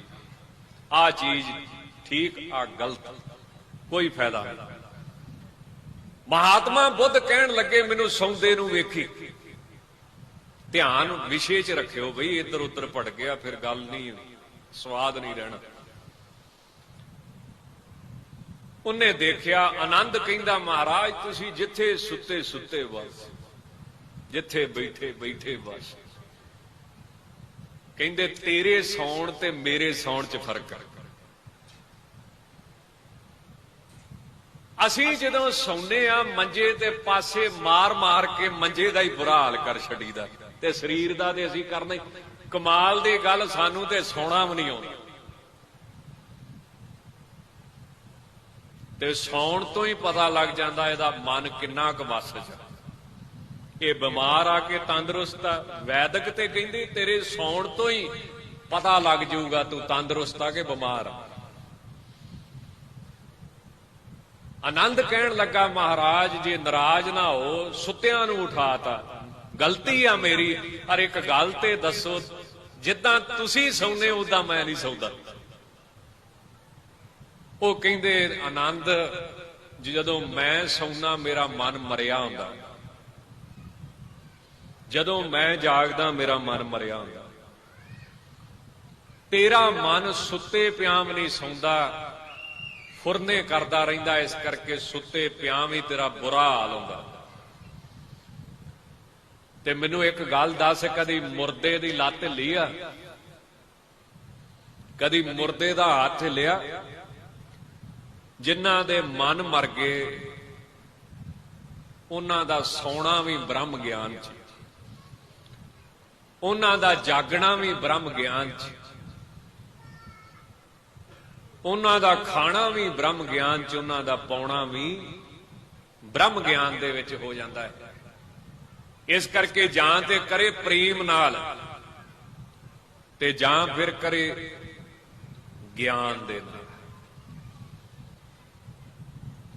चलो विषय ते रहिए। एक है मन दा कोड़, एक है तन दा कोड़। दोवां चों माड़ा किहड़ा? तन दा कोड़ ते डॉक्टर ठीक कर लेंदे, पर मन दा एवें नहीं। गुरबाणी ने आख्या मेरा वैद गुरु गोबिंदा, हर हर नाम औखद मुख देवै, काटै जम की। गुरु वर्गा डॉक्टर नहीं तेनू लभूगा। ते नाल की आख्या? कार हुक्म मस्तक हथ धार, विचों मार कढ़ियां बुराइयां। ये कौन है? पूरा वैद सतगुरु। किसी विदेशी सज्जन ने बड़ी सोहनी एक घटना लिखी है। वो कहता कोई डॉक्टर सी बड़ा मेहनती, इन्ना ज्यादा मेहनती कि वो अखां दी रोशनी वापस ले आउंदा सी। मेहनत करा करा के, अभ्यास करा करा के। एक कोई सज्जन जी की किसी घटना करके रोशनी चले गई, उन्हें उहदा बड़े प्रेम नाल इलाज किया। हौली हौली उहदी रोशनी वापस आई, बड़ा खुश, बड़ा धन्नवाद किया। डॉक्टर भी बड़ा खुश भी मेरी मेहनत सफल हुई, संतुष्टि प्राप्त हुई। कुछ समय बाद उन्हें देखा, उन्होंने पुलिस गड्डी विच बिठा के लई जाती है। जिहदी निगाह वापस आई सी, रोशनी वापस आई। उन्होंने पता सी भी गड्डी रोकनी गलत है, पर फिर भी उन्हें हौसला करके जिहदा इन्ने महीने इन्नी मेहनत नाल इलाज किया, उन्होंने पुलिस पढ़ के लई जाती। तो बंदा ही बड़ा चंगा सी, उहदी ते अखां दी जोत चले गई सी। हौसला करके गड्डी रोकी। ये बंदा किस जुर्म दे विच गिरफ्तार किया? कहंदे चोरी नहीं, कहंदे इहदी ते जोत ही हुण वापस आई। अफसर बड़ा सियाणा सी, कहंदा डॉक्टर साहब अखां दी ते हुणे आई आ, पर दिल दी अजे भी नहीं आई, मन दी अजे भी नहीं आई। अफसोस उस मुंह दे डॉक्टर दे मुंह चों निकलिया कि तू अन्ने दा अन्ना ही रहिंदा ते चंगा सी। जे तू जोत लैके लोकां नूं ही दुखी करना सी, तंग करना, फिर तू अन्ने दा अन्ना ही रहिंदा, इदां ही चंगा सी। मन दा रोग जिहड़ा है, इनू दुनिया च कोई भी ठीक नहीं कर सकता, सिर्फ गुरु। होर किसी दे वस दी गल नहीं। इसे करके गुरु दा दर्जा सब तो वड्डा है। गुरु साहब दी बरकत सब तो वड्डी है। सतगुरु गुरबाणी च कहंदे जे मन दा रोग नहीं कटिया गया, फिर मन मैले तां सब किश मैला। तन धोते मन। साडी गुरमत दे विच एक गल आउंदी है, अंदरों बाहरों एक हो। मन साचा ते नाल की किया? मुख साचा सोच। अवर ना पेखै एक बिन कोए, नानक ये लक्षण ब्रह्म ज्ञानी हो। अंदरों बाहरों एक हो। 10वें पातशाह दा अपना तरीका है, वो इनू फारसी दे शेर च लिखदे हैं। हमू मर्द बायद शब्द सुखन वर। मर्द वो है जिहड़ा अपनी जबान ते कायम रहे, ना शिकमे दिगर ਦਰ ਦਹਾਨੇ ਦਿਗਾ। ਉਹ ਕਾਹਦਾ ਮਰਦਾ ਜਿਹਦੇ ਢਿੱਡ 'ਚ ਕੁਝ ਹੋਰ ਆ ਤੇ ਮੂੰਹ ਤੇ ਕੁਝ। ਇਹਨੂੰ ਬਾਣੀ ਨੇ ਬਹੁਤ ਸੋਹਣਾ ਲਿਖਿਆ, ਜਿਨ ਮਨ ਹੋਰ ਮੁਖ ਸੇ ਕਾਂਡੇ। ਉਹਦਾ ਕੱਚੇ ਬੰਦੇ ਆ। ਤੇ ਫਿਰ ਗੁਰਬਾਣੀ ਕੱਚਿਆਂ ਬਾਰੇ ਕੀ ਕਹਿੰਦੀ ਹੈ? ਛੱਡ ਦੇ ਧੋਖਾ ਖਾਵੇਂਗਾ। ਨਾਨਕ ਕੱਚੜਿਆਂ ਸੋਂ ਤੋੜ ਢੂੰਡ ਸੱਜਣ ਸੰਤ, ਪੱਕਿਆਂ ਹੋਏ ਜੀਵਨ ਦੇ ਵਿਛੜੇ ਹੋਏ ਮੋਇਆ ਨਾ ਜਾਏ। ਨਾਲ ਹੀ ਮਹਾਰਾਜ ਨੇ ਫੈਸਲਾ ਵੀ ਦਿੱਤਾ, ਤਿਆਗ ਕਰ ਉਹਨਾਂ ਦਾ। ਜਿਹੜੇ ਕੱਚੇ ਨੇ ਉਹ ਛੱਡ ਦੇ ਸਾਰੇ। ਇਸੇ ਨੂੰ ਸਤਿਗੁਰੂ ਧੰਨ ਗੁਰੂ ਨਾਨਕ ਦੇਵ ਸਾਹਿਬ ਮਹਾਰਾਜ ਨੇ ਵੀ ਬੜਾ ਸੁੰਦਰ ਲਿਖਿਆ। ਮਹਾਰਾਜ ਲਿਖਦੇ ਨੇ, ਕਾਲ ਨਾਹੀ ਜੋਗ ਨਾਹੀ, ਨਾਹੀ ਸੱਤ ਕਾ ਢੱਬ, ਥਾਨਿਸਟ ਭ੍ਰਸ਼ਟ ਜਗ ਹੋਵੇ ਡੂਬਤਾ ਇਵ ਜਗ। ਕਲ ਮੈਂ ਰਾਮ ਨਾਮ ਸਾਰ, ਅੱਖੀ ਤਾਂ ਮੀਟੈ, ਨਾਕ ਪਕੜੈ ਠੱਗਣ ਕੋ ਸੰਸਾਰ। ਆਂਟ ਸੇਤੀ ਨਾਕ ਪਕੜੈ, ਸੂਝਤੇ ਤਿਨ ਲੋ। ਮਗਰ ਪਾਸ਼ੇ ਕਛ ਨ ਸੂਝੇ, ਇਹੋ ਪਦਮ ਹਲੋ। ਜਗਤ ਗੁਰੂ ਧੰਨ ਗੁਰੂ ਨਾਨਕ ਦੇਵ ਸਾਹਿਬ। ਅੱਛਾ, ਜਗਤ ਗੁਰੂ ਕਿਉਂ? ਕਿਉਂਕਿ ਵਿਦਕਰਾ ਕਿਸੇ ਨਾਲ ਨਹੀਂ। ਜੇ ਬੈਰਾਗੀ ਕੋਲ ਗਏ ਤਾਂ ਬੈਰਾਗੀ ਨੂੰ ਦੱਸਿਆ, ਬੈਰਾਗੀ ਇਸ ਤਰ੍ਹਾਂ ਦਾ ਚਾਹੀਦਾ।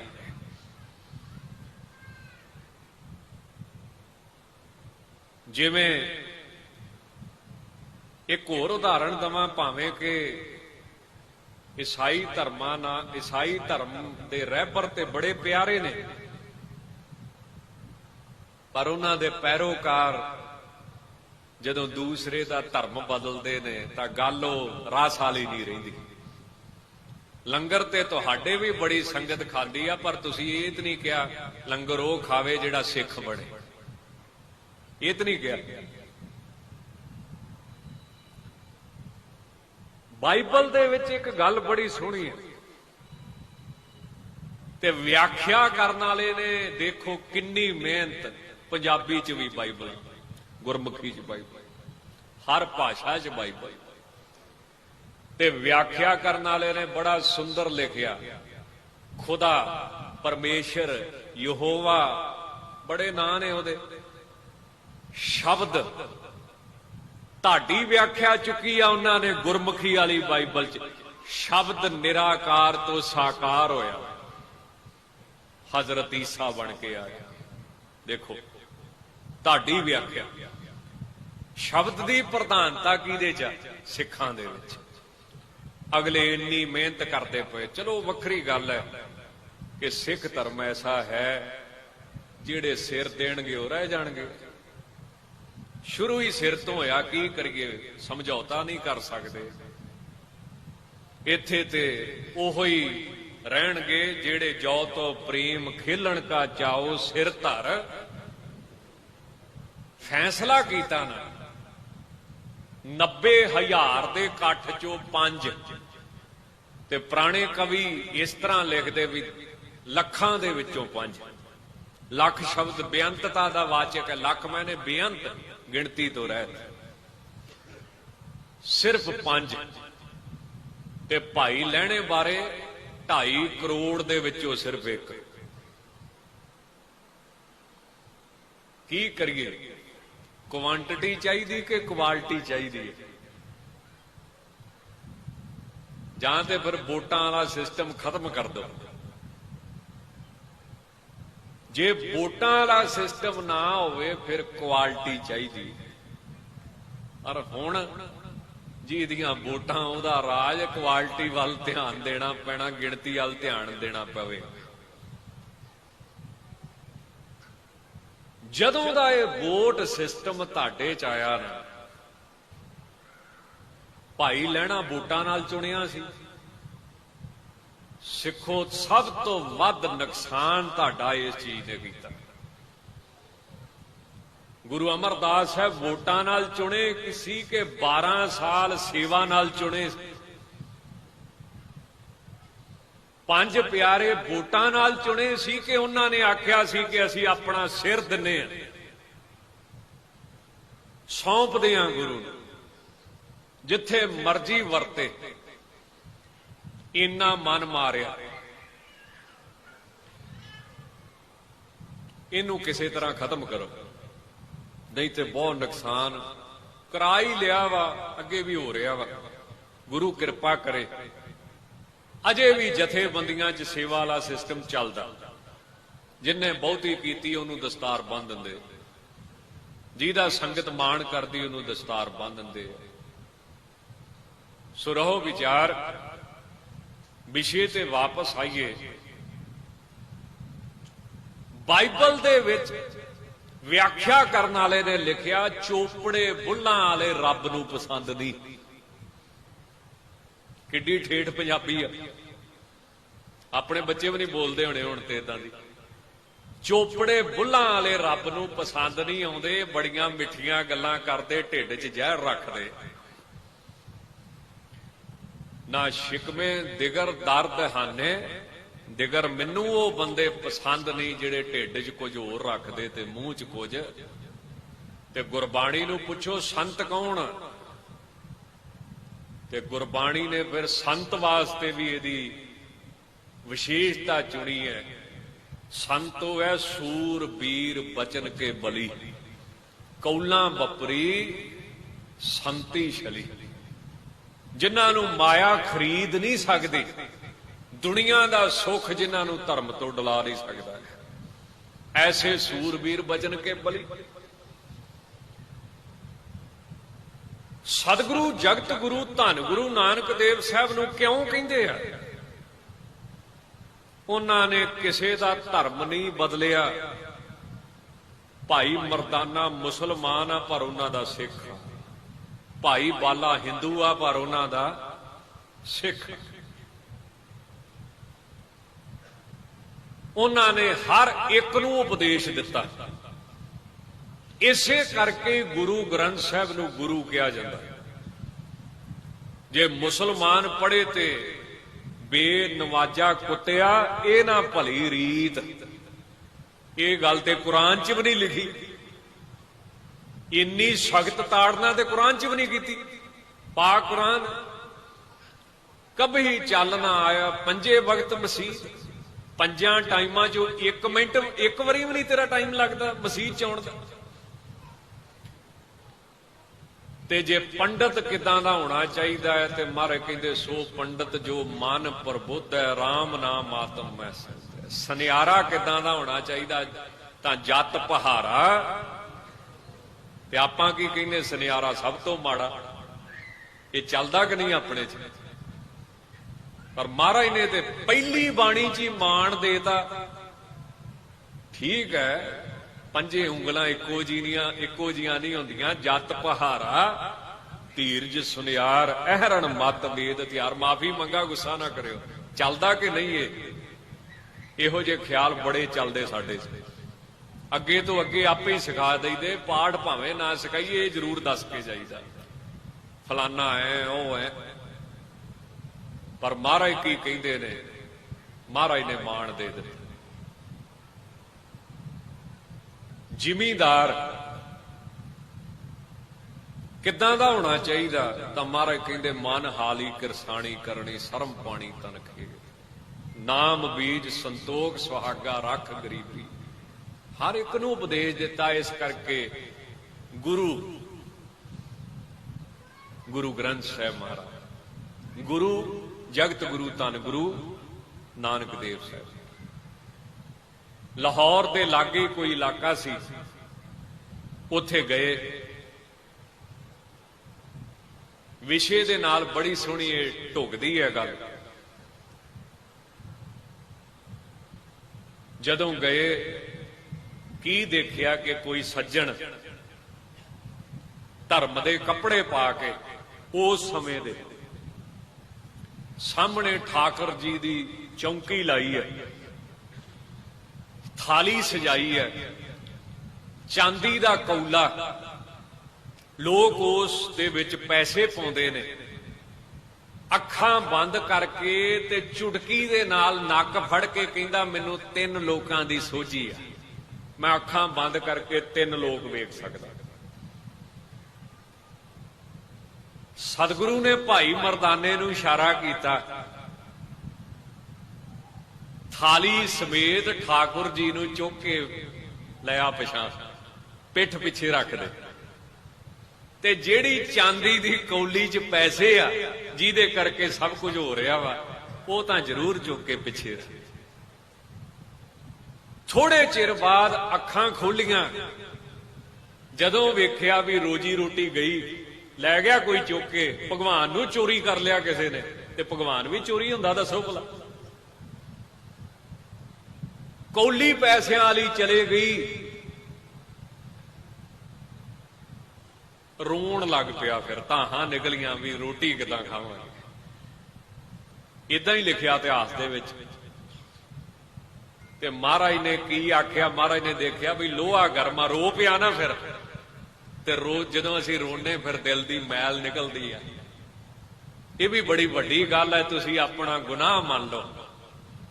ਆਤਮਾ ਤੋਂ ਬੋਝ ਉਦੋਂ ਲੈਂਦਾ ਜਦੋਂ ਅਸੀਂ ਆਪਣਾ ਗੁਨਾਹ ਮੰਨਦੇ, ਨਹੀਂ ਤੇ ਨਹੀਂ ਲੈਂਦਾ, ਇਹ ਕਦੀ ਨਹੀਂ ਲੈਂਦਾ। ਇਸੇ ਕਰਕੇ ਪੰਜਾਂ ਪਿਆਰਿਆਂ ਦੀ ਮਰਿਆਦਾ ਵੀ ਠੀਕ ਹੈ, ਨਹੀਂ ਕਿਸੇ ਕੋਲੇ ਮੰਨਣਾ ਨਾ ਮੰਨ, ਗੁਰੂ ਕੋਲੇ ਦੇ ਮੰਨ ਆਣਗੇ। ਪਰ ਜੇ 5 ਪਿਆਰੇ ਵੀ ਮਰਿਆਦਾ ਵਾਲੇ ਹੋਣ, ਇਹ ਨਾ ਹੋਣ ਵੀ ਉਹਨਾਂ ਨੂੰ ਦੱਸੇ ਤੇ ਸਾਰੇ ਪਿੰਡ ਨੂੰ ਦੱਸਿਆ ਹੋਵੇ, ਉਹਦਾ ਕੀ ਫਾਇਦਾ। ਰੱਬ ਕਿਸੇ ਦਾ ਪਰਦਾ ਚੁੱਕਦਾ। ਤੇ ਅੱਜ ਕੱਲ ਦੇ 5 ਪਿਆਰੇ, ਇਹਨਾਂ ਨੂੰ ਬਾਅਦ ਚ ਦਸੀਦਾ ਤੇ ਸਾਰੇ ਸ਼ਹਿਰ ਨੂੰ ਪਹਿਲਾਂ ਪਤਾ ਹੁੰਦਾ। ਉਹ ਗੁੱਸਾ ਤਾਂ ਨਹੀਂ ਕਰਦੇ, ਕੌੜਾ ਸੱਚ। ਗੁਰੂ ਦਾ ਰੂਪ ਹੈ, ਗੁਰੂ ਕਿਸੇ ਦਾ ਪਰਦਾ ਨਹੀਂ ਚੁੱਕਦਾ, ਵੇਖ ਕੇ ਅਣਡਿੱਠ ਕਰਦਾ ਤੇ ਇੱਜ਼ਤ ਰੱਖਦਾ। ਅੱਜ ਵੀ ਸੁਧਰੂ, ਕੱਲ ਵੀ ਸੁਧਰੂ। ਹਾਂ, ਜਦੋਂ ਨਹੀਂ ਸੁਧਰਦਾ ਫਿਰ ਇੱਕ ਨਾ ਇੱਕ ਦਿਨ ਤੇ ਫਿਰ ਪਰਦਾ ਉਗੜਦਾ ਹੀ। ਮਹਾਰਾਜ ਕਹਿਣ ਲੱਗੇ, ਪੰਡਤ ਜੀ ਉਹ ਸੱਜਣ ਨੂੰ ਜਿਹੜਾ ਪਖੰਡ ਕਰਦਾ, ਪੰਡਤ ਹੈ ਨਹੀਂ, ਪਖੰਡ ਕਰਦਾ ਪਿਆ। ਮਹਾਰਾਜ ਕਹਿਣ ਲੱਗੇ, ਤੈਨੂੰ ਤੇ 3 ਲੋਕ ਦਿਖਦੇ ਆ, ਤੇ ਦੇਖ ਲੈ ਕਿੱਥੇ ਕੌਲੀ ਚਾਂਦੀ ਵਾਲੀ ਜਿਹਦੇ 'ਚ ਰੁਪਈਏ ਪਏ ਨੇ, ਕਿੱਥੇ ਥਾਲੀ। ਉੱਥੇ ਫਿਰ ਇਹ ਸ਼ਬਦ, ਕਾਲ ਨਾਹੀ ਜੋਗ ਨਾਹੀ, ਨਾਹੀ ਸਤ ਕਾ ਟੱਪ, ਉੱਥੇ ਪਵਿੱਤਰ ਸ਼ਬਦ ਉਚਾਰਿਆ। ਆਂਟ ਸੇਤੀ ਨਾਕ ਪਕੜੈ ਠੱਗਣ ਆਪਣੇ, ਸੂਝ ਤੇ 3 ਲੋ ਮਗਰ ਪਾਛੇ ਕਛ ਨਾ ਸੂਝੇ, ਇਹੋ ਪਦਮ ਅਲੋ। ਮੈਨੇ ਵੱਡਾ ਅਸਚਰਜ, ਹੈਰਾਨ ਕਰ ਦੇਣ ਵਾਲੀ ਗੱਲ ਹੈ। ਤੈਨੂੰ ਤੇ 3 ਲੋਕ ਅੱਖਾਂ ਬੰਦ ਕਰਕੇ ਦੇਖਦੇ ਸੀ, ਤੇ ਤੈਨੂੰ ਇੱਕ ਥਾਲੀ ਨਹੀਂ ਦਿਖਦੀ ਪਈ ਆਪਣੀ। ਰੋ ਪਿਆ ਫਿਰ ਮਹਾਰਾਜ ਜੀ, ਮੈਂ ਤਾਂ ਰੋਟੀ ਖਾਣ ਵਾਸਤੇ ਪਖੰਡ ਕਰਦਾ ਪਿਆ, ਕਿਰਪਾ ਕਰਕੇ ਮੈਨੂੰ ਉਪਦੇਸ਼ ਦਿਓ, ਕਿਰਪਾ ਕਰਕੇ ਹੁਣ ਫਿਰ ਮੇਰਾ ਭਲਾ ਵੀ ਕਰੋ। ਤਾਂ ਸਤਿਗੁਰੂ ਕਹਿੰਦੇ, ਤੇਰੀ ਪਿੱਠ ਪਿੱਛੇ ਹੀ ਸਾਰਾ ਕੁਝ ਪਿਆ। ਜਿਹੜੇ ਪੈਸੇ ਨੇ ਉਹ ਤੇਰੇ ਆਸਣ ਥੱਲੇ ਪਏ ਨੇ। ਜਿਸ ਆਸਣ ਤੇ ਤੂੰ ਚੌਂਕੜਾ ਲਾ ਕੇ ਬੈਠਾ ਹੋਇਆ, ਇਹਨੂੰ ਚੁੱਕ ਤੇ ਮਾਇਆ ਤੈਨੂੰ ਪ੍ਰਾਪਤ ਹੋ ਜੂ। ਮਾਇਆ ਪ੍ਰਾਪਤ ਹੋ ਗਈ, ਪਿੱਠ ਪਿੱਛੋਂ ਸਭ ਕੁਝ ਪ੍ਰਾਪਤ ਹੋ ਗਿਆ। ਭਾਈ ਸਾਹਿਬ ਭਾਈ ਰਣਧੀਰ ਸਿੰਘ ਜੀ ਅਖੰਡ ਕੀਰਤਨੀ ਜਥੇ ਦੇ, ਉਹਨਾਂ ਨੂੰ ਬਾਬਾ ਸਾਵਣ ਸਿੰਘ ਬਿਆਸ ਵਾਲੇ ਕਹਿਣ ਲੱਗੇ, ਮੈਨੂੰ ਆ ਵੀ ਚੀਜ਼ ਦਿਖਦੀ ਹੈ, ਇਕੱਠੇ ਪੜ੍ਹੇ ਸੀ ਸਕੂਲ 'ਚ, ਆ ਵੀ ਚੀਜ਼ ਦਿਖਦੀ ਹੈ। ਗੱਲਾਂ ਕਰਦਿਆਂ ਕਰਦਿਆਂ ਗੋਟ ਵਾਲੀ ਘੜੀ ਹੁੰਦੀ ਨਾ, ਉਹ ਲਾ ਕੇ ਇਦਾਂ ਟੇਬਲ ਤੇ ਰੱਖਦੀ, ਭਾਈ ਰਣਧੀਰ ਸਿੰਘ ਨੇ ਚੁੱਕ ਕੇ ਸਰਾਣੇ ਥੱਲੇ ਰੱਖਦੀ। ਕਹਿੰਦੇ, ਰਣਧੀਰ ਸਿੰਘ ਮੇਰੀ ਘੜੀ, ਇਹਦੇ ਸਾਵਣ ਸਿਆਂ ਤੈਨੂੰ ਸਭ ਕੁਝ ਦਿਖਦਾ, ਲੱਭ ਲਾ।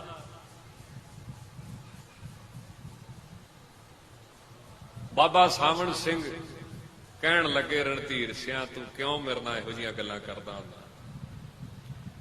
ਕਹਿੰਦੇ, ਸਰਾਣੇ ਥੱਲੇ ਪਈ ਚੁੱਕ ਲਾ।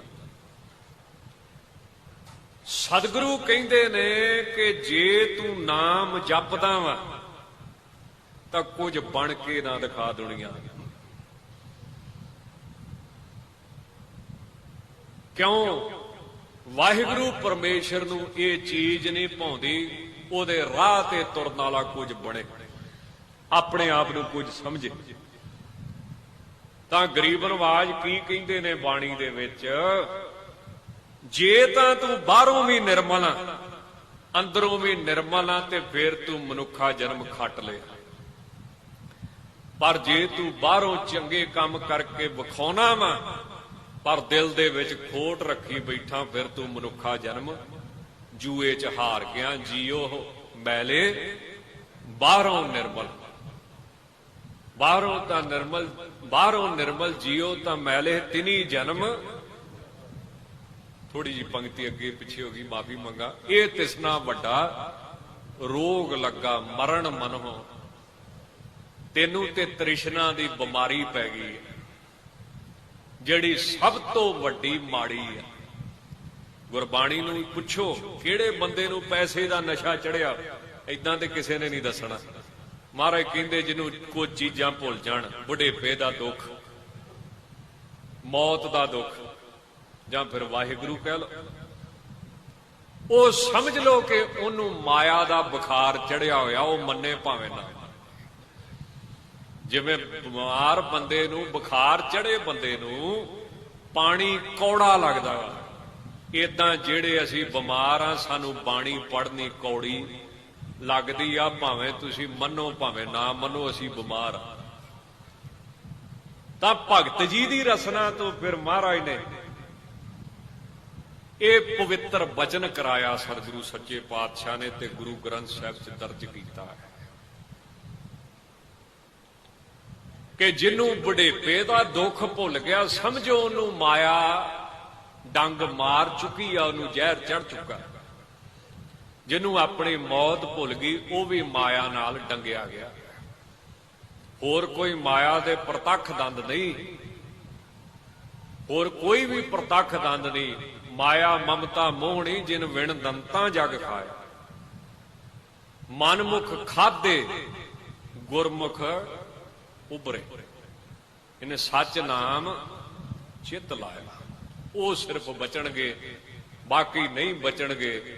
ਬੜਾ ਸੁੰਦਰ ਵਿਸ਼ਾ ਸੀ, ਆਪ ਸੰਗਤਾਂ ਨੇ ਇੰਨਾ ਪ੍ਰੇਮ ਕੀਤਾ ਹੈ, ਇਹ ਬਖਸ਼ਿਸ਼ ਕੀਤੀ ਹੈ, ਕਿਰਪਾ ਕੀਤੀ ਹੈ। ਮੀਰੀ ਪੀਰੀ ਦੇ ਮਾਲਕ ਧੰਨ ਗੁਰੂ ਹਰਗੋਬਿੰਦ ਸਾਹਿਬ ਨੇ ਆਪਣੇ ਚਰਨਾਂ ਦੇ ਵਿੱਚ ਹਾਜ਼ਰੀ ਭਰਨ ਦਾ ਸੁਭਾਗ ਸਮਾਂ ਬਖਸ਼ਿਸ਼ ਕੀਤਾ ਹੈ। 5 ਮਿੰਟ ਰਹਿੰਦੇ ਨੇ, ਏਡੀ ਛੇਤੀ ਉੱਠ ਪਿਆ ਜੇ, ਤੇ ਅੰਮ੍ਰਿਤ ਸੰਚਾਰ ਬਾਰੇ ਬੋਲਣਾ 5-7 ਮਿੰਟ ਰੱਖੇ ਨੇ। ਫਿਰ ਵੀ ਧੰਨਵਾਦ ਸਾਰੀ ਸੰਗਤ ਦਾ ਜਿਨ੍ਹਾਂ ਇੰਨਾ ਪ੍ਰੇਮ ਕੀਤਾ। ਬੜੀ ਵੱਡੀ ਗੱਲ ਹੈ, ਬੋਲਣਾ ਕਠਨ ਹੈ, ਪਰ ਮਿਹਨਤ ਕਰਦਿਆਂ ਆ ਜਾਂਦਾ ਹੈ, ਪਰ ਸੁਣਨਾ ਬਹੁਤ ਔਖਾ ਹੈ। ਇਕਾਗਰਤਾ ਨਾਲ ਸੁਣਨਾ ਹੋਰ ਵੀ ਬੜਾ ਔਖਾ ਹੈ। ਹਰ ਐਤਵਾਰ ਇਸ ਪਾਵਨ ਪਵਿੱਤਰ ਸਥਾਨ ਉੱਤੇ ਅੰਮ੍ਰਿਤ ਸੰਚਾਰ ਕੀਤਾ ਜਾਂਦਾ ਹੈ। ਵਾਹਿਗੁਰੂ 4/9 ਨੂੰ ਅੰਮ੍ਰਿਤ ਸੰਚਾਰ ਹੋਵੇਗਾ। ਆਪ ਸੰਗਤ ਜਿਹੜੇ ਵੀ ਗੁਰਮੁਖ ਪਿਆਰੇ ਅੰਮ੍ਰਿਤ ਛਕਣਾ ਚਾਹਣ, ਬੇਨਤੀ ਕਰਦਾ, 10ਵੇਂ ਪਾਤਸ਼ਾਹ ਦੀ ਮਰਿਆਦਾ ਵਿੱਚ ਕਲਗੀਧਰ ਮਹਾਰਾਜ ਦੀ ਉਹਦੇ ਉੱਤੇ ਪ੍ਰਸੰਨਤਾ, ਜਿਹੜਾ ਅੰਮ੍ਰਿਤਧਾਰੀ ਹੋਵੇ। ਸਤਿਗੁਰੂ ਨੂੰ ਪੁੱਛਿਆ, ਮਹਾਰਾਜ ਰਹਿਤ ਮਰਿਆਦਾ ਦੇ ਕਿੰਨੇ ਅੰਗ ਨੇ?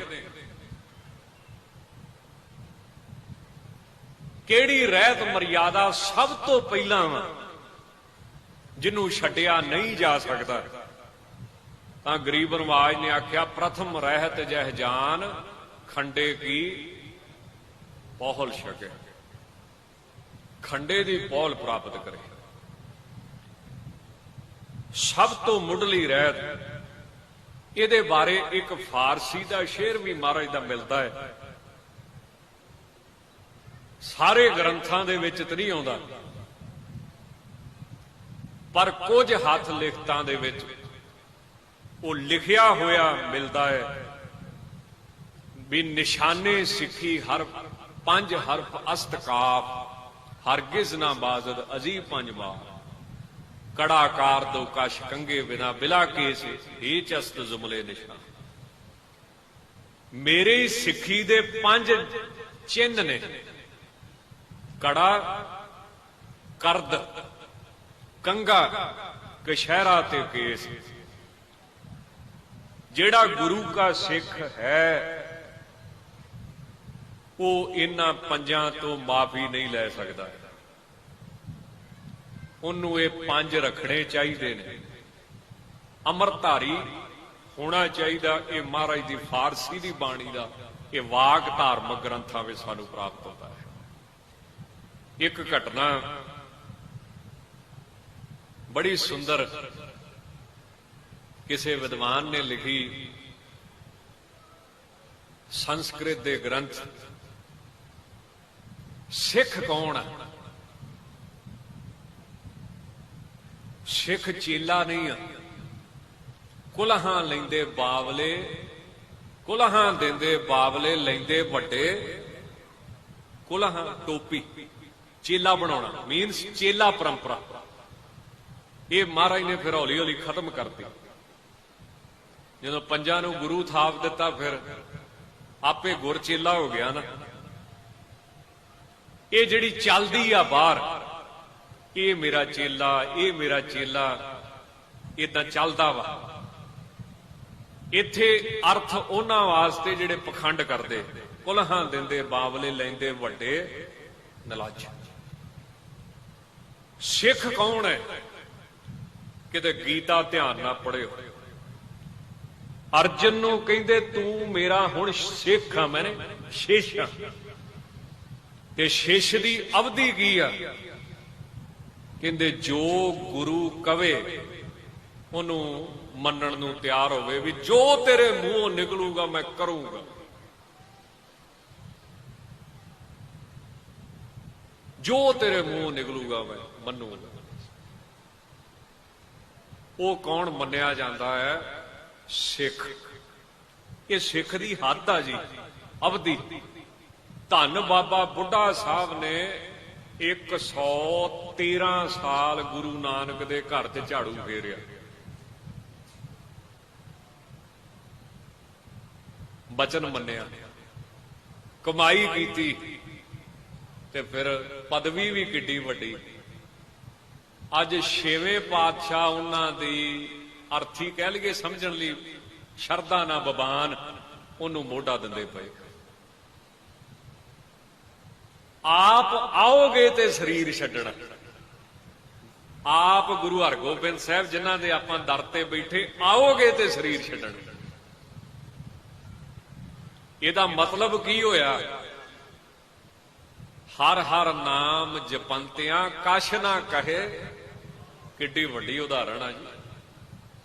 ਮੌਤ ਵੀ ਜਿੱਤ ਲਈ, ਮਰਜ਼ੀ ਨਾਲ ਸਰੀਰ ਛੱਡਣਾ। 6ਵੇਂ ਪਾਤਸ਼ਾਹ ਦੇ ਦਰਸ਼ਨ ਕਰਦਿਆਂ ਛੱਡਣਾ, ਗੁਰੂ ਗੁਰੂ ਕਰਦਿਆਂ ਸਰੀਰ ਛੱਡਣਾ।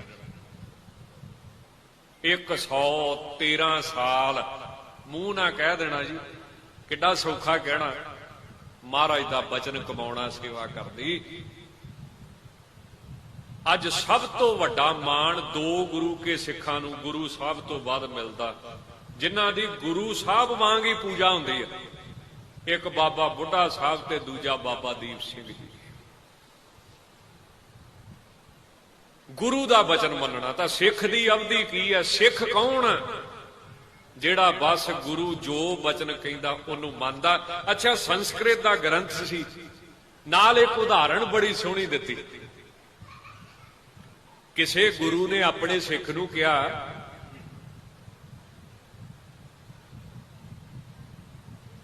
ਉਹ ਆਖੇ ਨਹੀਂ ਲੱਗਦਾ ਹੋਊਗਾ, ਮੇਰੇ ਵਰਗਾ ਹੋਊਗਾ ਜਿਵੇਂ ਸਿੱਖ ਇਤਿਹਾਸ 'ਚ ਸਾਖੀ ਆਉਂਦੀ ਨਾ, ਖੀਰ ਖਾਣਾ ਸਿੱਖ। ਮੈਂ ਸਵਾਮੀ ਜੀ ਨੂੰ ਪੁੱਛਿਆ ਵੀ ਮਹਾਰਾਜ ਵੀ ਤੁਸੀਂ ਮਿੱਠਾ ਬਹੁਤ ਖਾਂਦੇ ਆ। ਉਹ ਕਹਿੰਦੇ ਅੱਜ ਦਾ ਖਾਂਦੇ ਆ, ਸਤਿਯੁਗ ਤੋਂ ਆ ਕੰਮ ਹੀ ਤੇ ਕੀਤਾ ਸਾਰੇ ਭਾਈਚਾਰੇ ਸਾਡੇ ਲਹੂ 'ਚ। ਜਿੰਨਾ ਪੰਡਤ ਮਿੱਠਾ ਖਾ ਸਕਦਾ, ਬ੍ਰਾਹਮਣ ਮਿੱਠਾ ਖਾ ਸਕਦਾ, ਆਮ ਬੰਦਾ ਨਹੀਂ ਖਾ ਸਕਦਾ। ਜਿੱਦਾਂ ਆਪਾਂ ਇੱਕ ਦੂਜੇ ਦੇ ਘਰੇ ਜਾਂਦੇ ਨਾ, ਤੁਸੀਂ ਚਾਹ ਤੇ 2 ਬਿਸਕੁਟ ਰੱਖ ਦਿੰਦੇ ਅੱਗੇ, ਉਹ ਥਾਲੀ ਭਰ ਕੇ ਮਠਿਆਈ ਦੀ ਅੱਗੇ ਰੱਖ ਦਿੰਦੇ। ਤੇ ਆਪਣੇ ਅਰਗੇ ਨੂੰ ਤੇ ਉਹੀ ਸ਼ੂਗਰ ਦਾ ਅਟੈਕ ਹੋ ਜੇ ਵੇਖ ਕੇ। ਕੋਈ ਕਿਸੇ ਬ੍ਰਾਹਮਣ ਦੀ ਧੀ ਬ੍ਰਾਹਮਣਾਂ ਦੇ ਪਿੰਡ 'ਚ ਵਿਆਹੀ ਗਈ, ਸਰਾਧ ਆਉਣ ਵਾਲੇ ਆ, ਇਹ ਵੀ ਸੁਣ ਲਓ ਚੰਗੇ ਰਹੋਗੇ। ਉਹ ਕਹਿਣ ਲੱਗੀ, ਮਾਤਾ ਆਪਣੀ ਸੱਸ ਨੂੰ ਕਹਿਣ ਲੱਗੀ, ਮਾਂ ਸਾਡੇ ਪਿੰਡ ਦੇ ਜਿਹੜੇ ਬ੍ਰਾਹਮਣ ਆ ਨਾ, ਕਮਾਲ ਹੀ ਆ। ਉਹ ਕਹਿੰਦੀ ਜਾ ਕੰਮ ਕਰ। ਜਿਹੜੇ ਸਾਡੇ ਪਿੰਡ ਦੇ ਬ੍ਰਾਹਮਣ ਨੌ ਸੱਸ ਦਾ ਸਤਿਯੁਗ ਤੋਂ ਹੀ ਵਰਲਡ ਵਾਰ ਜਿਹੜੀ ਥੋੜੀ ਥੋੜੀ ਚੱਲੀ ਆਉਂਦੀ ਹੈ।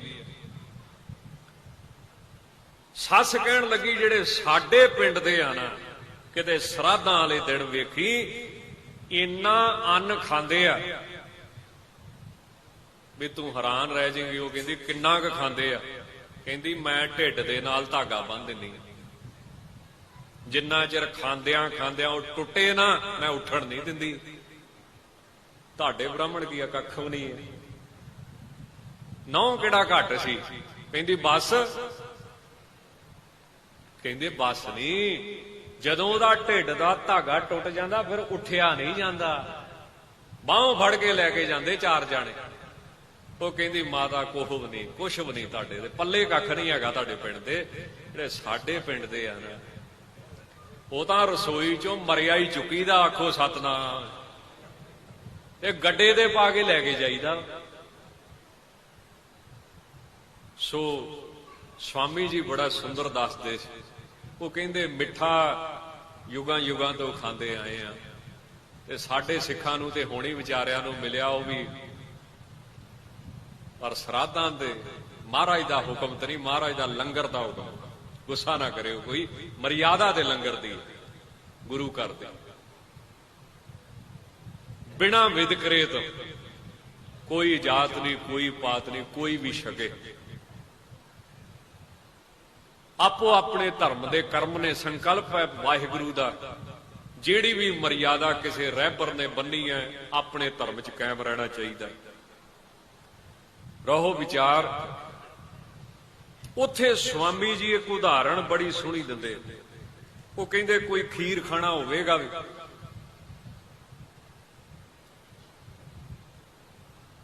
ਗੁਰੂ ਨੇ ਉਹਨੂੰ 3-4 ਕੰਮ ਕਹੇ, ਉਹ ਆਖੇ ਨਾ ਲੱਗੇ, ਤਾਂ ਗੁਰੂ ਨੇ ਫਿਰ ਬਹੁਤ ਸੋਹਣੀ ਗੱਲ ਆ, ਸਿਰਫ ਅੱਧਾ 2-4 ਸਕਿੰਟ ਤੁਹਾਡੇ ਦਿਲ ਤੇ ਅਸਰ ਕਰੂਗੀ ਜਦੋਂ ਤੁਸੀਂ ਸਿੱਖ ਹੋ ਕੇ ਕੇਸ ਕੱਟਦੇ ਆ, ਸਿੱਖ ਹੋ ਕੇ ਤੁਸੀਂ ਆਪਣੇ ਦਾੜੇ ਕਤਲ ਕਰਦੇ। ਮੈਂ ਉਹਨਾਂ ਦੀ ਗੱਲ ਕਰਦਾ ਜਿਹੜੇ ਸਿੱਖਾਂ ਘਰ ਜੰਮ ਕੇ ਕਰਦੇ ਪਏ, ਦੂਸਰੇ ਤੇ ਅਜੇ ਬਾਣੀ ਪੜ੍ਹਦੇ ਨੇ, ਗੁਰੂ ਮਹਾਰਾਜ ਤੇ ਭਰੋਸਾ ਰੱਖਦੇ। ਗੁਰੂ ਕਹਿਣ ਲੱਗਾ ਐ ਕਰ, ਤੂੰ ਹੁਣ ਨਾ ਫਿਰ ਆਖੇ ਤੇ ਲੱਗਾ ਨਹੀਂ, ਐ ਕਰ ਮੇਰੀ ਪਿੱਠ ਤੇ ਲੱਤ ਮਾਰ। ਉਹ ਕਹਿੰਦਾ ਨਾ ਮਹਾਰਾਜ ਏਡਾ ਪਾਪ। ਗੁਰੂ ਨੇ ਫਿਰ ਦੂਜੀ ਵਾਰੀ ਕਿਹਾ ਵੀ ਕੁਛ ਨਹੀਂ ਹੁੰਦਾ, ਲੱਤ ਮਾਰ ਜਦੋਂ ਮੈਂ ਕਹਿ ਰਿਹਾ ਤੈਨੂੰ। ਕਹਿੰਦਾ ਨਹੀਂ, ਇਹ ਕੰਮ ਨਹੀਂ ਹੋਣਾ। ਗੁਰੂ ਕਹਿੰਦਾ ਤੂੰ ਮੇਰਾ ਵਜਨ ਕਿਉਂ ਨਹੀਂ ਮੰਨਦਾ? ਮੈਂ ਤੈਨੂੰ ਤੀਜੀ ਵਾਰੀ ਕਹਿੰਦਾ ਤੂੰ ਲੱਤ ਮਾਰ। ਕਹਿੰਦਾ ਨਹੀਂ, ਇਹ ਤਾਂ ਮੈਂ ਸੁਪਨੇ 'ਚ ਵੀ ਨਹੀਂ ਸੋਚ ਸਕਦਾ। ਹੁਣ ਗੁਰੂ ਤੇ ਗੁਰੂ ਹੀ ਹੁੰਦਾ ਨਾ। ਉਹ ਕਹਿੰਦਾ ਫਿਰ 3 ਵਾਰੀ ਮੂੰਹ ਤੇ ਮਾਰਦੀ ਆ, ਪਰ ਪਿੱਠ 'ਚ ਨਹੀਂ ਵੱਜਦੀ ਤੇਰੇ ਤੋਂ। ਦੇਖੋ ਕਿੱਥੇ ਲਾਈ ਉਹਨੇ, ਬਚਨ ਕਿੱਥੋਂ ਨਿਕਲਦਾ? ਇਹ ਬਚਨ ਕਿੱਥੋਂ ਆਏ? ਗੁਰੂ ਦੇ ਮੁਖ ਤੋਂ। ਮਾਫੀ ਮੰਗਾ, ਤੇ ਜਦੋਂ ਤੂੰ ਕੇਸ ਕੱਟਦਾ ਤੂੰ ਗੁਰੂ ਦੇ ਮੂੰਹ ਤੇ ਲੱਤ ਮਾਰਦਾ। ਜਦੋਂ ਤੂੰ ਕੇਸ ਕੱਟਦਾ ਤੂੰ ਸਾਹਿਬਜ਼ਾਦਿਆਂ ਦੀ ਧੌਣ ਉੱਤੇ ਕੈਂਚੀ ਚਲਾਉਣਾ। ਜੇ ਸਿੱਖਾਂ ਨੇ ਆਪਣਾ ਧਰਮ ਨਹੀਂ ਰੱਖਣਾ ਤੇ ਕਿਹਨੇ ਰੱਖਣਾ? ਨਾਲੇ ਇੱਕ ਹੀ ਤੇ ਸਿੱਖ ਧਰਮ ਆ ਨਾ। ਤੁਸੀਂ ਵਾਹਿਗੁਰੂ ਦੀ ਪਲੈਨਿੰਗ ਵੇਖੋ, ਜਿੱਥੇ ਵੀ ਜਾਂਦਾ ਹੈ ਲੰਗਰ ਲਾਉਂਦਾ ਹੈ, ਜਿੱਥੇ ਵੀ ਜਾਂਦਾ ਹੈ ਛਬੀਲਾਂ ਲਾਉਂਦਾ ਹੈ, ਜਿੱਥੇ ਵੀ ਜਾਂਦਾ ਹੈ ਬਾਕੀ ਧਰਮਾਂ ਨੂੰ ਆਪਸ ਵਿੱਚ ਲੜਨ ਤੋਂ ਹਟਾਉਂਦਾ ਹੈ। UNO WHO ਕੀ ਕਹਿੰਦੇ ਆ? ਕਿਤੇ ਆਪਣੇ ਧਰਮ ਦੇ ਬਾਰੇ ਦੂਸਰੇ ਲੋਕਾਂ ਤੋਂ ਸੁਣੋ। ਕੀ ਕਹਿੰਦੇ ਆ? ਜਿੱਥੇ ਕੋਈ ਲੋਕ ਭੁੱਖੇ ਮਰਦੇ ਉੱਥੇ 2-4 ਘਰ ਸਿੱਖਾਂ ਦੇ ਵਸਾਓ। ਰਾਤ ਨੂੰ ਭੁੱਖਾ ਕੋਈ ਨਹੀਂ ਸੌਂਏਗਾ ਉੱਥੇ। ਇਹ ਤੇ ਮੁੱਢਲਾ ਫਰਜ਼ ਹੈ ਨਾ, ਰੋਟੀ ਤੇ ਸਭ ਨੂੰ ਮਿਲਣੀ ਚਾਹੀਦੀ। ਪਰਾਸ਼ਰ ਸਿਮਰਤੀ ਦੇ ਵਿੱਚ ਕੀ ਲਿਖਿਆ? ਜਦੋਂ ਕਿਸੇ ਨੂੰ ਰੋਟੀ ਦੇਣੀ ਹੈ, ਨਾ ਤੂੰ ਜਾਤ ਪੁੱਛਣੀ, ਨਾ ਤੂੰ ਪਾਤ ਪੁੱਛਣੀ, ਨਾ ਤੂੰ ਵਰਤ ਪੁੱਛਣਾ, ਇਹੋ ਜਿਹਾ ਤੂੰ ਕੁਝ ਨਹੀਂ ਪੁੱਛਣਾ। ਜਦੋਂ ਤੂੰ ਕਿਸੇ ਨੂੰ ਰੋਟੀ ਦੇਣੀ, ਕੋਈ ਆ ਜਾਵੇ ਤਾਂ ਸਿਮਰਤ ਵੇਦ ਪੁਰਾਨ ਹਰ ਚੀਜ਼ ਦਾ ਨਿਚੋੜ ਕੱਢਿਆ ਇੱਥੇ। ਗੁਰੂ ਕੇ ਪਿਆਰਿਓ, ਜਦੋਂ ਗੁਰੂ ਦਾ ਬਚਨ ਨਾ ਮੰਨੀਏ ਫਿਰ ਤਾਂ ਗੁਰੂ ਦੇ ਹੁਣ ਕਹਿਣਾ ਤਾਂ ਨਹੀਂ ਚਾਹੀਦਾ। ਕਿੱਡੀ ਵੱਡੀ ਗੱਲ ਉਹ ਸੰਤ ਨੇ ਕਹਿ ਦਿੱਤੀ ਵੀ ਪਿੱਠ ਤੇ ਤਾਂ ਨਹੀਂ ਵੱਜੀ, ਪਰ ਮੂੰਹ ਤੇ 3 ਵਾਰੀ ਮਾਰੀ ਤੂੰ। ਪਹਿਲੀ ਵਾਰੀ ਵੀ ਆਖੇ ਨਹੀਂ ਲੱਗਾ, ਦੂਜੀ ਵਾਰੀ ਵੀ ਆਖੇ ਨਹੀਂ ਲੱਗਾ, ਤੀਜੀ ਵਾਰੀ ਵੀ ਆਖੇ ਨਹੀਂ ਲੱਗਾ। ਤੇ ਗੁਰਬਾਣੀ ਕੀ ਕਹਿੰਦੀ ਹੈ? ਗੁਰੂ ਕਾ